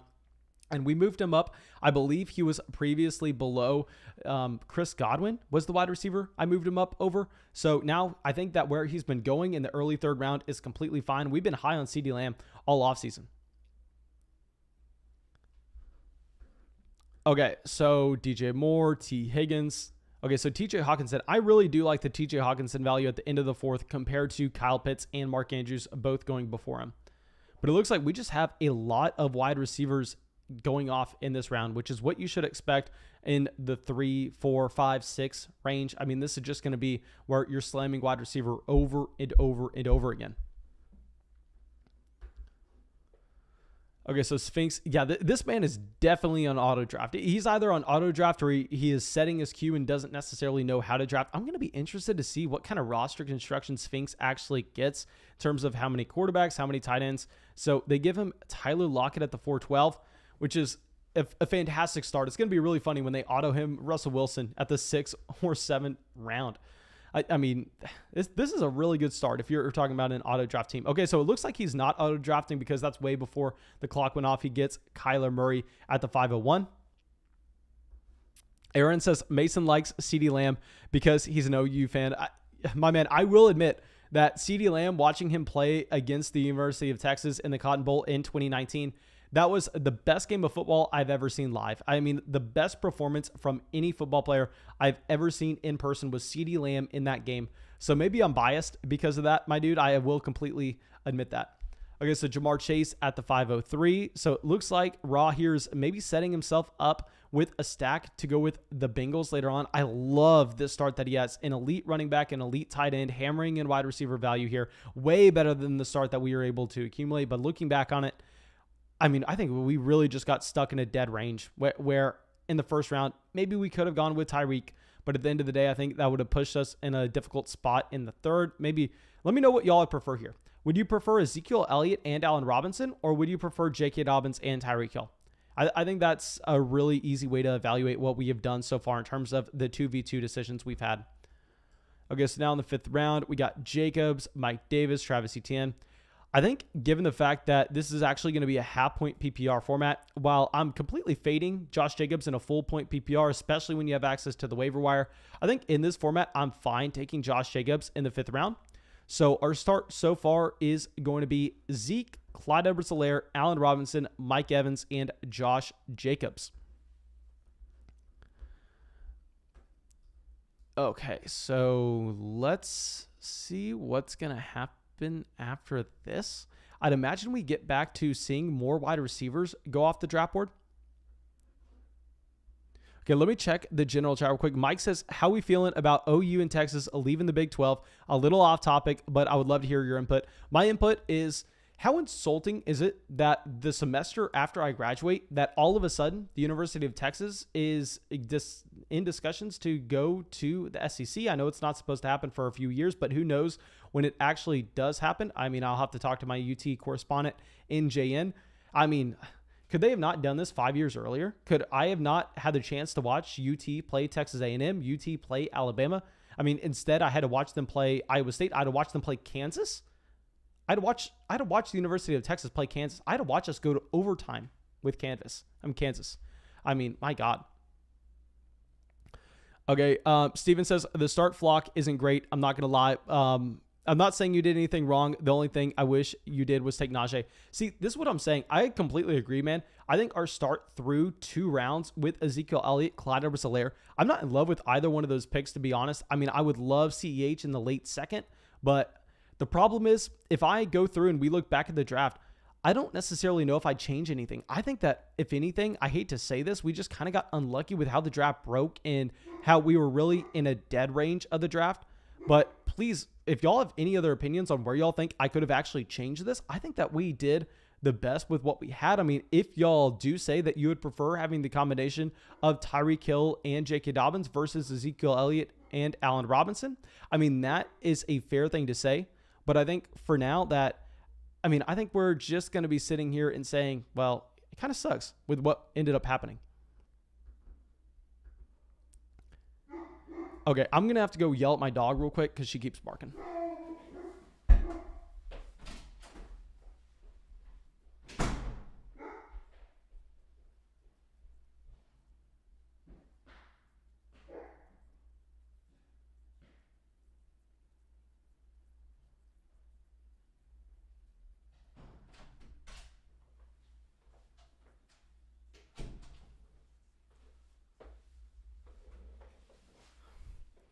Okay, my dudes. Hopefully she is done with that. And sadly, we do not get Travis Etienne falling to us in the 6th round.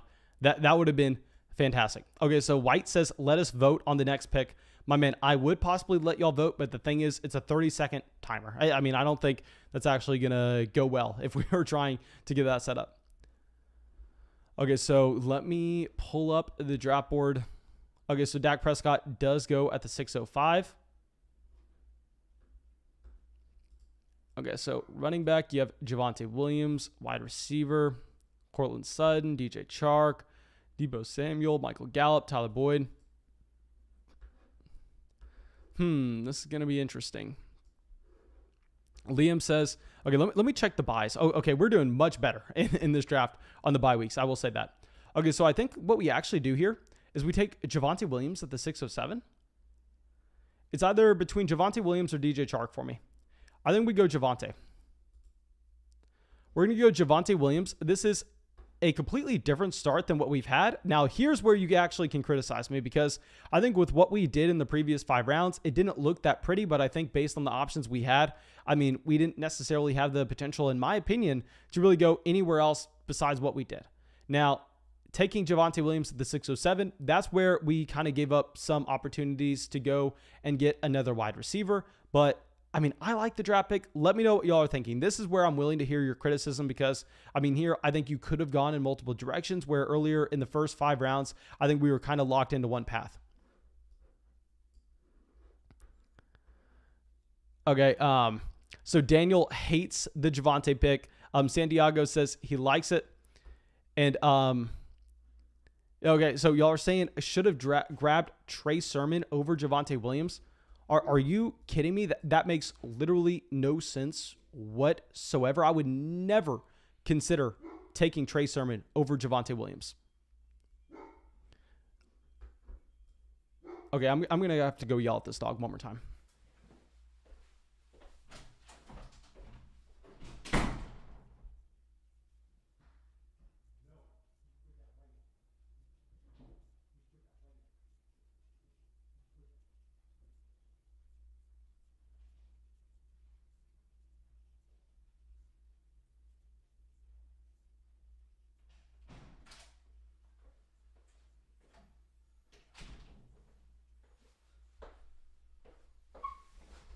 Oh my God, we're going to have to figure something out. We can't be live streaming every single night with that going on. I would lose my mind. Okay, so a big thing with us taking Javonte Williams as a running back 4 is we don't need him to be productive right away. We're more so looking for upside down at the back half of the stretch. So I think actually Javonte was the correct pick there. I understand that you don't necessarily want to be going for running backs early, but a big thing it's going to do for us is it's going to push wide receiver value down the board, which we've already kind of see. I mean, you see that you get a Michael Thomas in the 7th round, you get a Michael Gallup. Here we're actually going to be taking Michael Gallup, especially with the reports of the Amari Cooper injury. So here we are going to be going with Michael Gallup as our wide receiver 3. And so far our start is Ezekiel Elliott, Clyde Edwards-Helaire, Allen Robinson, Mike Evans, Josh Jacobs, Javonte Williams, and Michael Gallup. Okay, Jason says Josh Jacobs when you could have had taken Darrell Henderson. Jacobs feels like a backfield split, and Darrell Henderson will command 85% of his backfield. My man, I would bet literally any amount of money that has ever existed on this planet that Darrell Henderson does not get 85% of the touches in Los Angeles this year. I guarantee you that they're bringing in someone else. Literally, you actually have Darrell Henderson as the only running back currently on the roster that was not a 7th round pick or undrafted. I mean, that's not a backfield that is currently settled. That is going to have a drastic transition. I promise you that they're bringing someone in. We don't know who they are bringing in, but it's 100% happening. Okay, so Santiago says he wanted us to go with Justin Herbert. My man, I couldn't consider Herbert there for a few reasons. One, we didn't have any potential to actually go through and get Mike Williams. We didn't have a potential to get Keenan Allen. So it's going to be hard to fit Justin Herbert into a stack that we liked with the team, which I really want to be doing if we're drafting a quarterback early. And at the same time, a big problem with taking 4 running backs like we did is it's going to put you behind the 8 ball at the wide receiver position, which we know you desperately need to be going for, and you need to be getting those wide receivers in a league where you need to start 3. So because we kind of put ourselves in a tough spot with wide receiver, I think paying up for a premium at quarterback would have really only made sense if we had a stack to go out and get, which we didn't. So I think that we made the correct decision. Okay, so Hero Killer has a very interesting start here where he goes running back, tight end, and then wide receiver in rounds 3, 4, 5, 6, 7, 8. So he has drafted 5 wide receivers in a row. It's going to be interesting to see what he does from here. Now, of course, selfishly, what we are hoping for at this point when we have 4 running backs is we are hoping that teams decide to draft some more RBs, because obviously we're not going to be considering them really anytime soon. What we want is we want some wide receivers falling to us. So yeah, I think that what we need to be doing is just maybe saying in the chat, draft running backs, guys. All of y'all, you need running backs. Please go get them right now. Leave us some of these wide receivers. Of course, that's probably not going to end up happening. Okay. So running back, we're fine with. Okay, quarterback, I mean, you have Jalen Hurts, Aaron Rodgers, Joe Burrow, Tom Brady. Not really interested in any of those options there, but we are going to have to start to consider quarterback sometime soon. We have yet to draft a quarterback in this draft. Okay, so Hollywood Brown does go off the board here at the 805.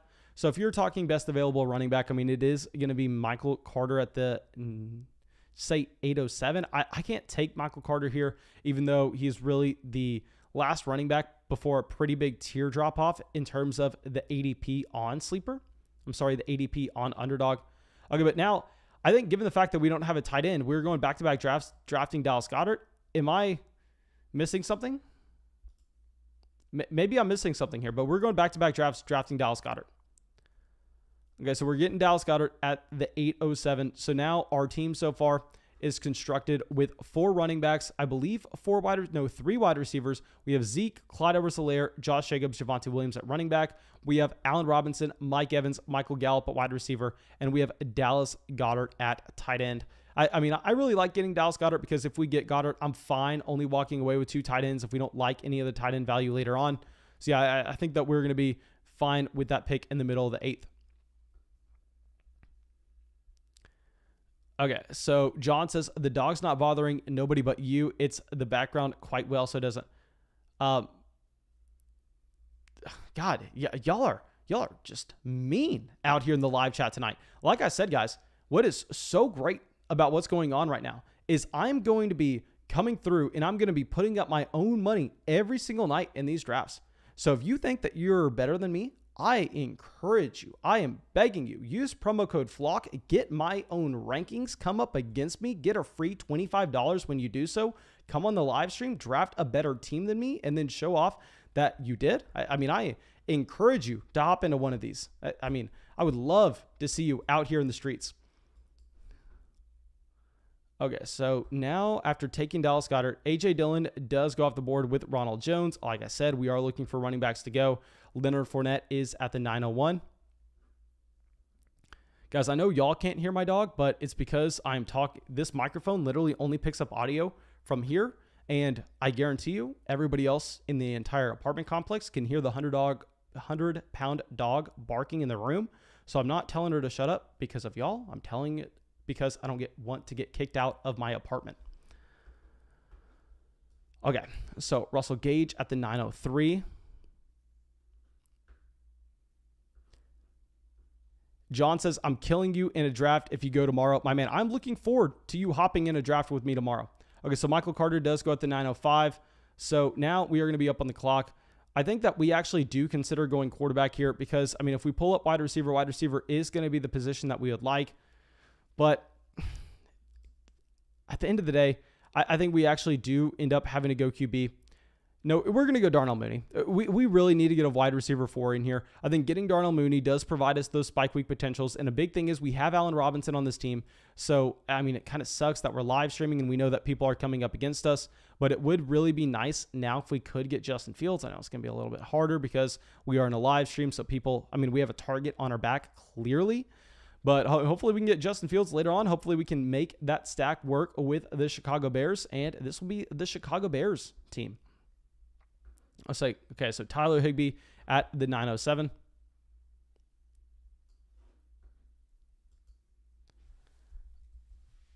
Okay, so Corey Davis at the 908. So Tyler Higbee, like I said, I mean, I love the value at the beginning of this offseason. But now that Tyler Higbee and Dallas Goddard are going right next to each other, I don't understand it at all. I mean, he's a player that's risen like 6 rounds in ADP, Tyler Higbee, just because, I mean, a lot of people identified that he was a great value with where he's going. And I think it's honestly probably overcorrected just slightly. So now I think Tyler Higbee is probably a player that if we were drafting a lot more of these at the beginning of the offseason, we would have ended up with him everywhere. But now I'd be surprised if we do. Okay. So Zach Moss at the 910. A big thing is also when we draft 4 running backs like this, I probably want to get a 5th, but we can just end it at 5 and we can load up on some more quarterbacks and wide receivers in this draft in terms of the roster construction on this team. Now, also, please, okay, what we need to focus in on is I want to see what Hero Killer is doing here because he decided to go Antonio Gibson and Travis Kelce at the start, and then he went 5 wide receivers in a row. So he goes Jalen Hurts as his quarterback 1 here. Okay, so let's see where he goes for his quarterback 2. Okay, Mike says he would have taken Russell Gage over Dallas Goddard, and he would have taken Michael Carter over Dallas Goddard. My man, you would have taken Michael Carter as your 5th running back over Dallas Goddard as your 1st tight end. I find that hard to believe. Maybe you hate Dallas Goddard that much, but I mean, I'm going to end up with Dallas Goddard in a ton of these drafts if we're getting him in the 8th round. And also, guys, if you have yet to do so already, please make sure you go down there, drop a like on this live stream, get us over 250 likes. That would be absolutely massive. Okay, so Henry Ruggs at the 1002. Okay, so thank God we decided to end up taking a wide receiver there at the 906. Good thing we got Darnell Mooney. Aaron says, got to go Fields if you have Mooney and Robinson, my man. You know I am trying to, but a big problem is, I mean, clearly everybody knows who Fantasy Flock is in the middle of the draft, so I'd imagine that people are going to make it hard for us to get Justin Fields. I mean, to say that easily, I mean, that's kind of what you have to deal with. Okay, so Rashad Bateman at the 10:03.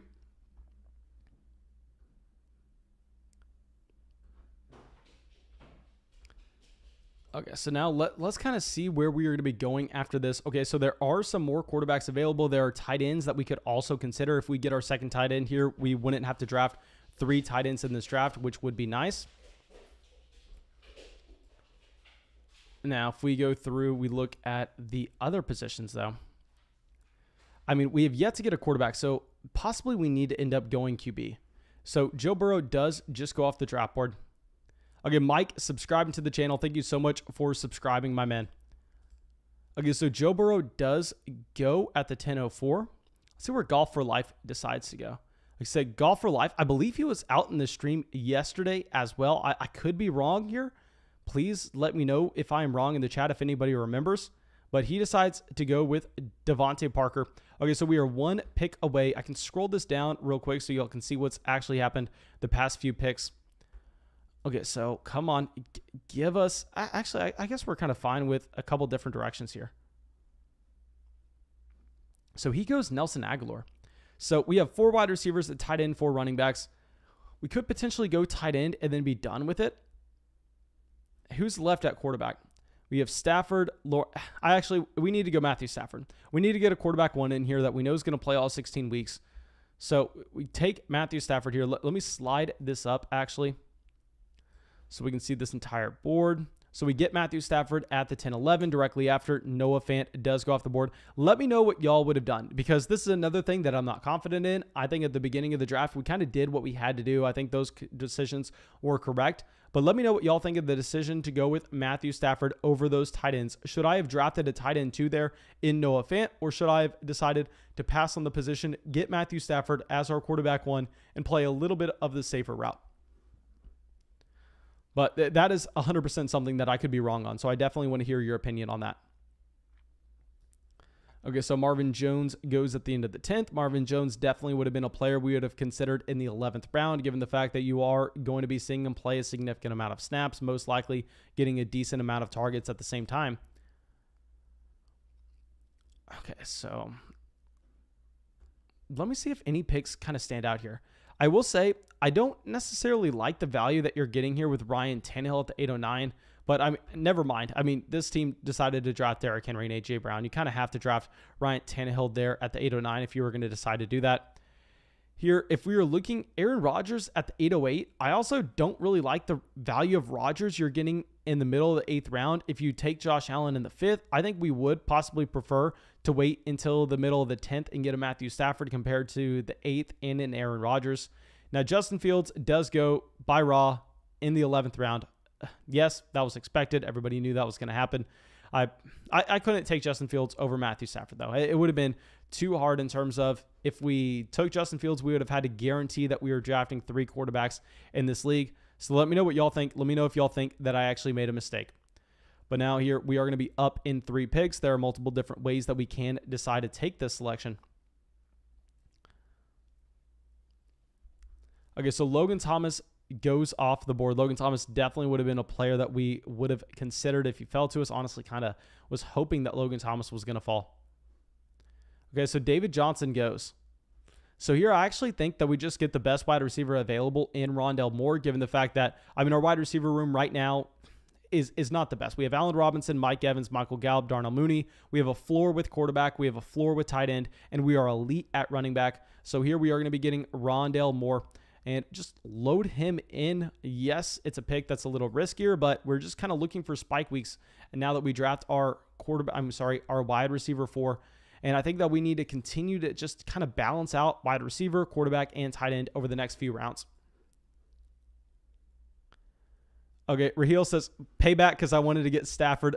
My man, I knew you were coming for me.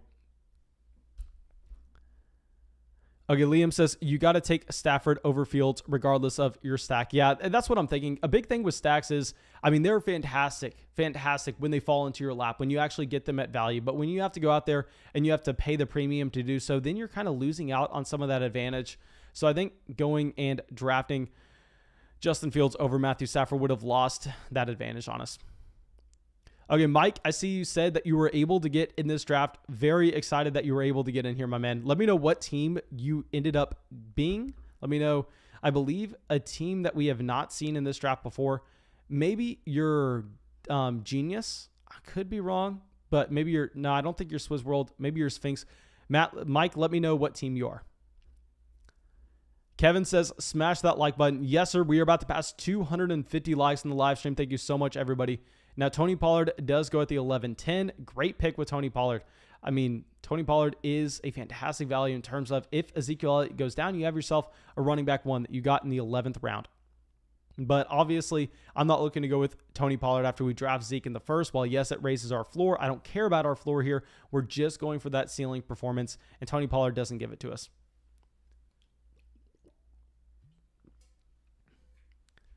Okay. Hazelnut says, Javonte Williams, fantastic pick at that point. So let me know what y'all are thinking, because we got some hate on Javonte Williams. People laughed at us for taking Williams in the 6th. God, y'all are just wishy-washy. That's what it is. Switchblade says, Doug Lamb here. My man, happy to have you out in the live stream. Okay, Switchblade also says, he says, I can never, let me pull this up, my man. He says, I can never get in, Mace. My man, I promise you, we're going to be doing these every single night. You're going to have more than enough opportunities to get in. I guarantee you that. I mean, we have like 5 weeks until the NFL season. I'd imagine we probably do these at least the first week of the NFL season at the same time. So yeah, you're going to have so many opportunities to get in. Okay. So Adam Troutman at the 12:04, Emmanuel Sanders at the 12:03. Mike says, hate the lag between the draft and the stream. My man, I hate the lag as well. Trust me, if I could get rid of it, I would. Currently, we have it set to no lag. But of course, there's going to be a little bit of a lag no matter what. Okay, so Stafford, Zeke, Clyde Edwards-Helaire, Josh Jacobs, Javonte Williams. Okay, so let's see where... Okay, Irv Smith goes off the board. Irv Smith would have been a player that we would have considered as our tight end too. I think if we would have taken him, possibly we would have been done with the tight end position. But now Kirk Cousins goes off the board. So I'm thinking, given the fact that we have one less quarterback available in the player pool, we definitely want to make sure we're not pushing the envelope there. We waited a good while to get our first quarterback on this team. So I think going and getting our second guy a little earlier isn't the worst idea. Paris Campbell getting a knockdown due to the Carson Wentz injury. So now we are going to be going out drafting Matt Ryan as our quarterback 2 in the 12th round. Another guy that we know is going to start all 16 weeks to pair together with Matthew Stafford. Honestly, when we draft both of these guys, I don't know if it's optimal, but I'm fine just drafting 2 quarterbacks if we're not comfortable with our wide receiver position and we think that we have to take another option later on. But of course, that's going to be mainly down to how the draft ends up shaking out. And also what I should probably do, so I should probably check the buys. Okay, we have mastered this team on the bye weeks. I mean, it maybe even looks like we kind of planned it. Okay, Blake subscribing to the channel. Thank you so much for subscribing, my man. Now, Jamal Williams off the board directly after Matt Ryan. Casey says, yo, put your playback speed on 2x for no delay. If that works, that would be really cool. Okay, also, let me switch this real quick. It's too hard to keep up with the chat, and also I want to make sure we're getting back to subscribers. So let me switch this to a subscriber-only chat. Of course, it doesn't cost any money to subscribe to the channel. You have to hit that subscribe button. Okay, so let's send that out. And guys, like I said, if y'all want to come out and battle me in these streets, draft against me any point leading up until this season, I'm going to be live streaming every single night, drafting with my own money, putting it up here. I mean, if you check out the account balance up here, I don't know if it's on the screen. It's not on the screen, but it's a pretty large account balance. And I'm wagering it against y'all. So if y'all think y'all can beat me, make sure you sign up. Promo code FLOCK. Get a free $25. Get my draft guide. Get my rankings. Use them against me. Use them in your own drafts at the same time if you value my opinion whatsoever. And yeah, make sure you come out here and just join what we have going on. Okay, so Gerald Everett at the 1301.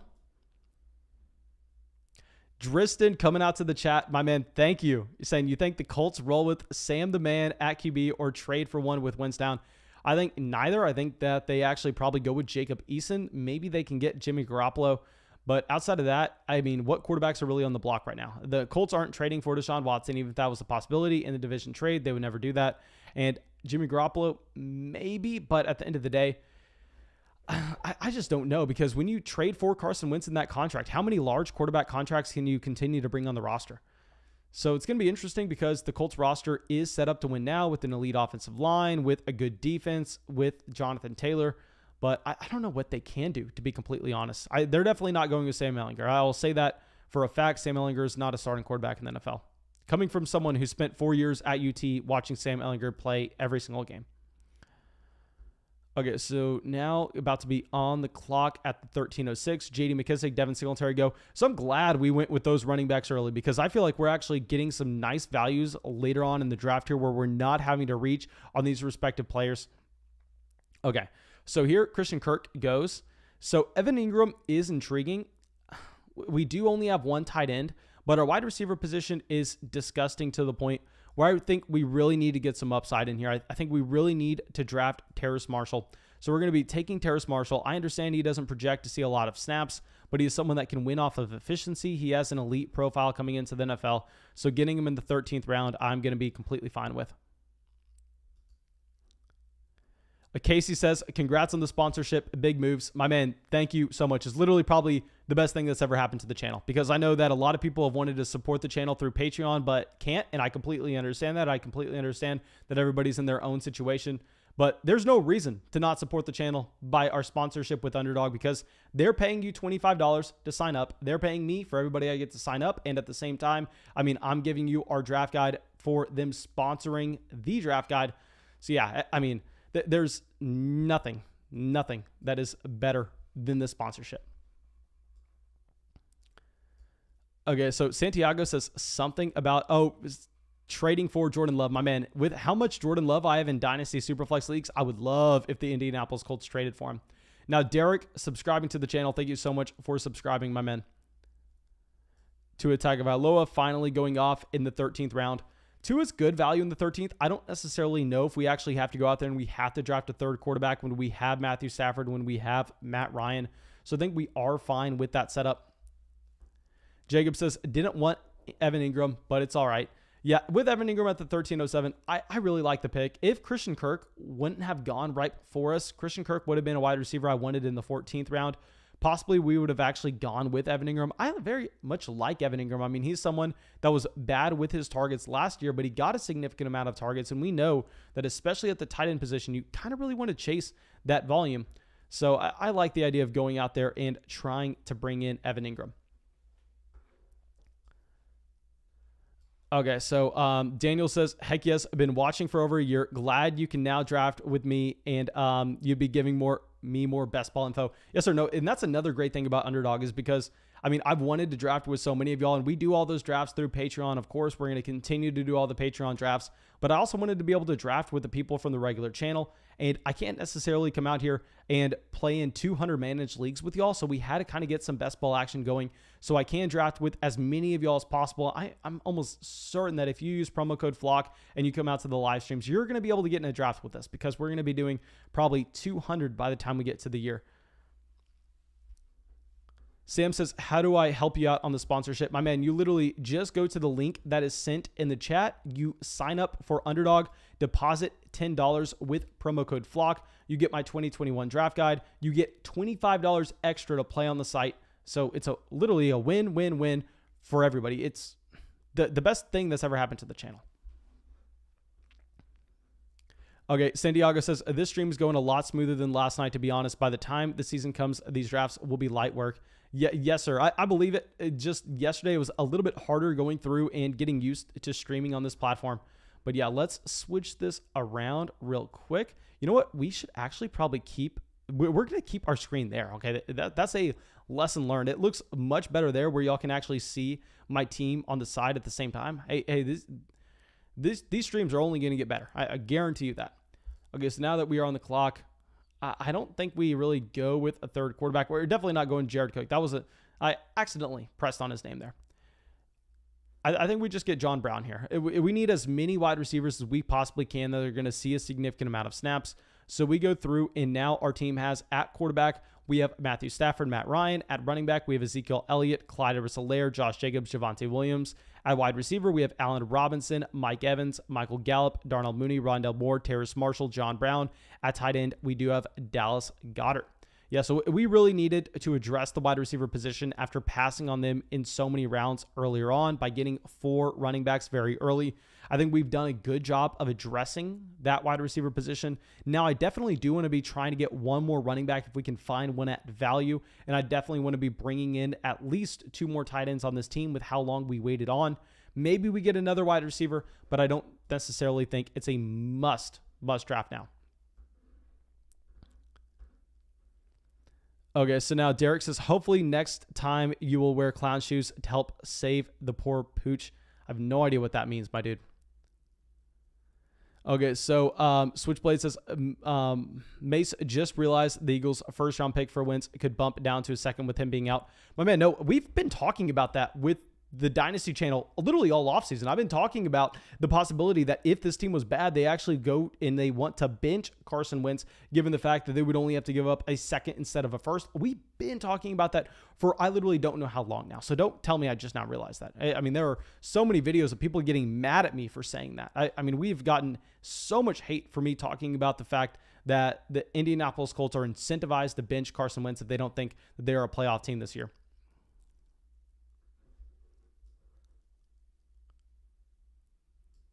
Okay, so now Darrell Williams going Jared Cook at the 15:03. Sammy Watkins. Okay, so we got to get up here quick. We are going to be looking at, I mean, we can really go any way we want right now.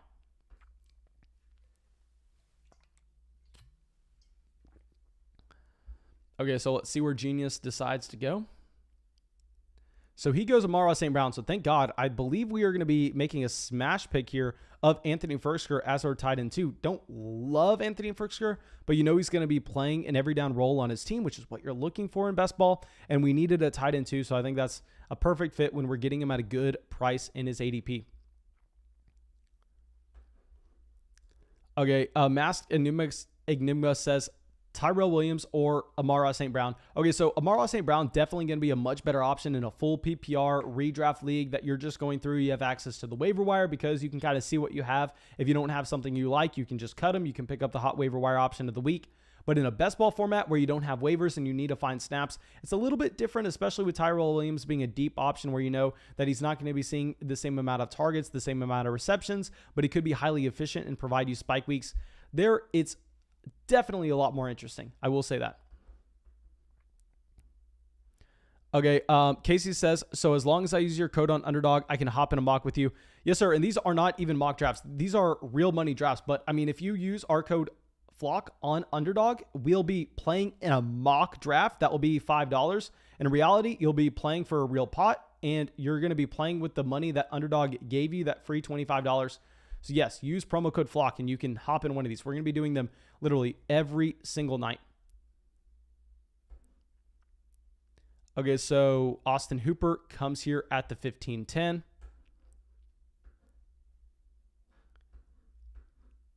Okay, let me move this over as well. Can everybody see the entire board? Okay, yeah, so we can see the entire board. Okay, so Zach Ertz, Austin Hooper. Okay, so after taking Anthony Firkser, it's nice seeing those tight ends go off the board, so we feel comfortable about that selection we did make. Now, like I said, what we need to finish this draft off is we need another tight end, we need another running back, and possibly another wide receiver. I think at this point, when we get Stafford and we get Matt Ryan, we are going to be fine with both of those quarterbacks as our lone options. I mean, if we get someone that we can't pass up on at value at the quarterback position, possibly we go with them. But if we pull up quarterbacks right now, I mean, guys that are available, you have Carson Wentz. I don't even know if I can take Carson Wentz in these drafts now. I mean, you have Derek Carr, Ben Roethlisberger, Sam Darnold, Deshaun Watson. So there are a few guys, you know, starting all 16 weeks at running back. You have Darrington Evans, Xavier Jones, Chuba Hubbard. Let me slide this over here real quick. And at wide receiver, Demarcus Robinson, Amari Rodgers, Randall Cobb, tight end Eric Ebron. Okay. So let's go back to the draft board. Just wanting to keep everybody up to date. Okay, so Rodgers does go at the 1604. Rodgers would have been very intriguing if they didn't sign Randall Cobb. If they didn't sign Randall Cobb, I would want Amari Rodgers up here with Terrace Marshall. I would want him like 3-4 rounds before. Okay.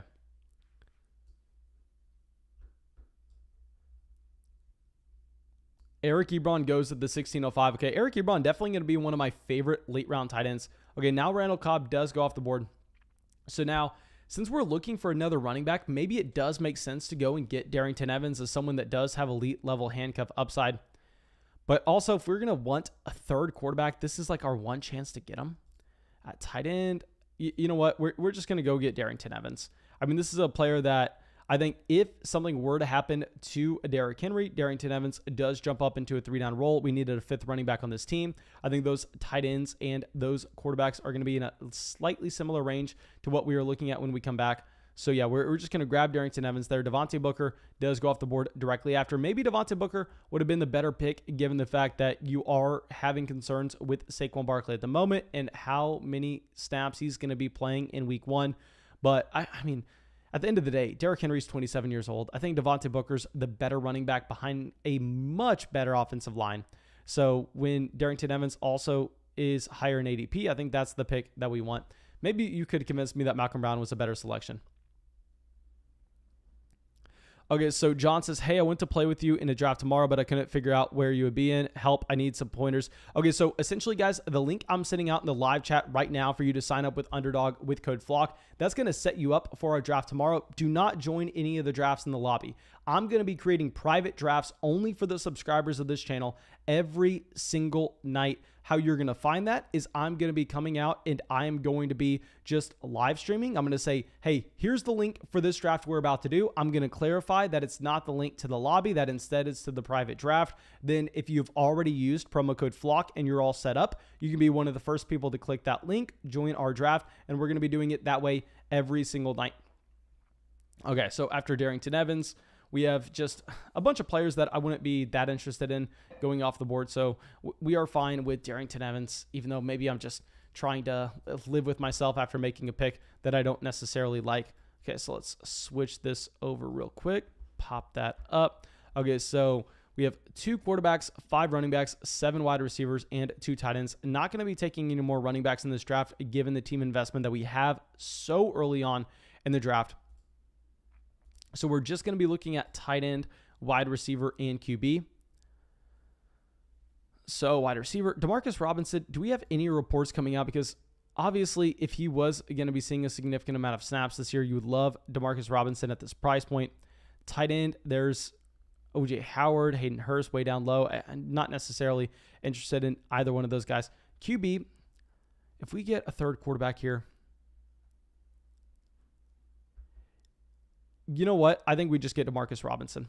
I think we get Demarcus Robinson given the fact that we did push off wide receiver very late. So I think what we do is we want 8 wide receivers in this league. Now, we're not going to be doing this in every draft, but if we go back to the beginning of our draft, through 8 rounds, we only had 3 wide receivers. Y'all know that's like the exact opposite of what we try to accomplish in really any fantasy draft that we have. So this is kind of a scramble pick, getting Demarcus Robinson as just one more dart throw at wide receiver that we were trying to get. But anyway, Rachel, subscribing to the channel, thank you so much for coming out, joining the flock. Happy to have you out here. Luke says, what time do you start the live draft? I'm going to mainly start it around 8 p.m. Eastern time every single night because I know that over there on the West Coast, people are getting out of work at about 5 p.m. So that gives everybody in the entire U.S. a chance to go out and join the live draft. And I mean, if you're overseas, I'm very sorry that I know that's very inconvenient for you. But the majority of the audience, like 90% of them, are in the United States. So if we go through and we do it at 8 p.m. Eastern or anywhere from 8 p.m. to 9 p.m. Eastern, that's going to give everybody a shot to get in. Ahad says, how do you manage all of these leagues? So these leagues, you actually don't have to submit a starting lineup. That's something that is very unique about Best Ball, where you do the draft, you can do as many of them as you want. And what I really recommend about Underdog and Best Ball in particular is going through and using it as a tool to make sure that you can prepare for your 2021 fantasy drafts. And what you can do is you can hop in these underdog drafts, spend $10 on a deposit, get a draft guide, get $25 of credit, and then go through and join 10 drafts that are all real money leagues. So you're not going up against computers. You're not going up against people that are going to be leaving your mock draft halfway through. Instead, you're going up in real drafts, preparing for your main draft. And what's great is while they're real leagues, you don't have to worry about them during the season. And you can just focus all your attention in the leagues that you really care about, setting lineups, going through and doing waivers as you go through the year. Ross says, are you streaming anywhere else outside of YouTube? For now, no, we are not. Okay, so Adam Humphries going at the 1801. Okay, so it is nice seeing some wide receivers go. We are locking ourselves into a tight end here. A big reason why we decided to pass on those tight ends earlier in the draft is that we are actually going to be looking at a spot where we were kind of guaranteed a tight end 3 if we decided to wait in the 18th round. So these options aren't necessarily fantastic. Having O.J. Howard, Hayden Hurst, Dan Arnold, Dalton Schultz, C.J. Uzomah, Pat Frymuth, Jordan Atkins, Darnold Parham. I mean, you don't love any of those tight end options, but given our roster where our 2 tight ends are Dallas Goddard and Anthony Ferksker, we definitely have to take a third year.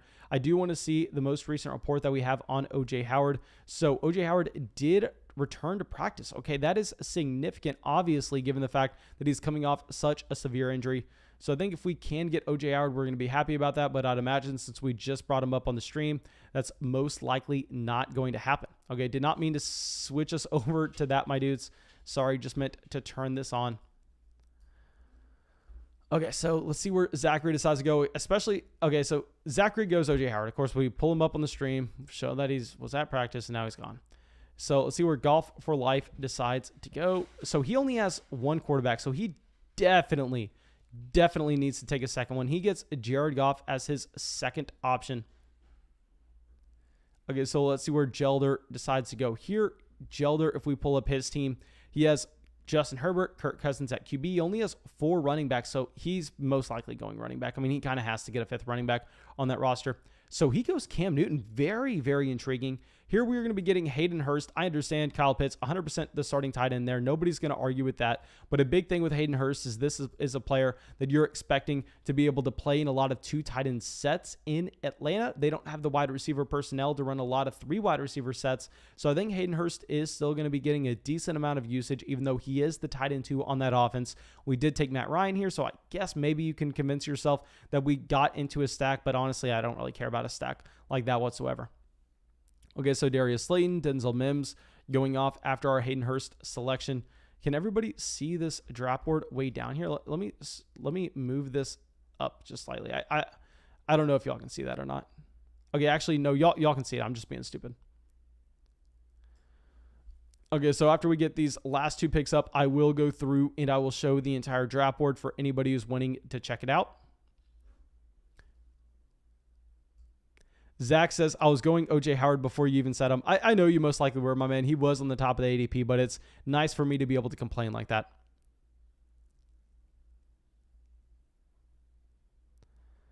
Okay, also, guys, what I realized is I never send out our link to our Discord chat ever. So before y'all leave the stream, please make sure you stick around and let me send out a link to our free fantasy football group chat. I mean, it's literally a group chat with, I believe, like 4,000 people in it that doesn't cost you a penny. I mean, you don't even need an email to join up. You just click the link, you choose your nickname, and you come out. So let me real quick go over and grab y'all that link to our group chat. And yeah, thank you so much for everybody coming out. I'm going to be spamming this group chat link. And this is also where you want to DM me. If you end up using promo code FLOCK and you sign up for Underdog, shoot me a DM on Patreon with the email that you decided to sign up with. That way I can go through and I can get you that draft guide. I'm going to be spamming this link right now. And so like I said, this is completely free, but if you sign up for Underdog, please make sure you shoot me a DM through Discord saying, Mason, I signed up with promo code FLOCK. Here's the email I signed up with so you can confirm. Can I please have the draft guide? So please make sure y'all do that, guys. Okay, I just spammed this out here like a million times over. Mr. Smith says, hey, Mason, are all your leagues and drafts going to be on this format now? Yes, my man. They are going to be all on this for 2021 fantasy football drafts. Okay, but I sent that out. And John says, on the app, where do you put the code? My man, if you follow the link in the chat, maybe it's not going to give you an option to use the code, but I'm sure that if you followed that link, that's automatically going to have you set up to the flock. But if you do not, I mean, I don't know what to tell you, my man. I obviously was able to easily see a link whenever I joined with promo code flock, but I just mainly did that on a second account to check it out, and it was really easy, so I don't necessarily know what to tell you. Okay, please, guys, just make sure you drop a like. Make sure you subscribe to the channel and use promo code FLOCK on Underdog. I'll see you in the live stream tomorrow night, and have a great day, my dudes.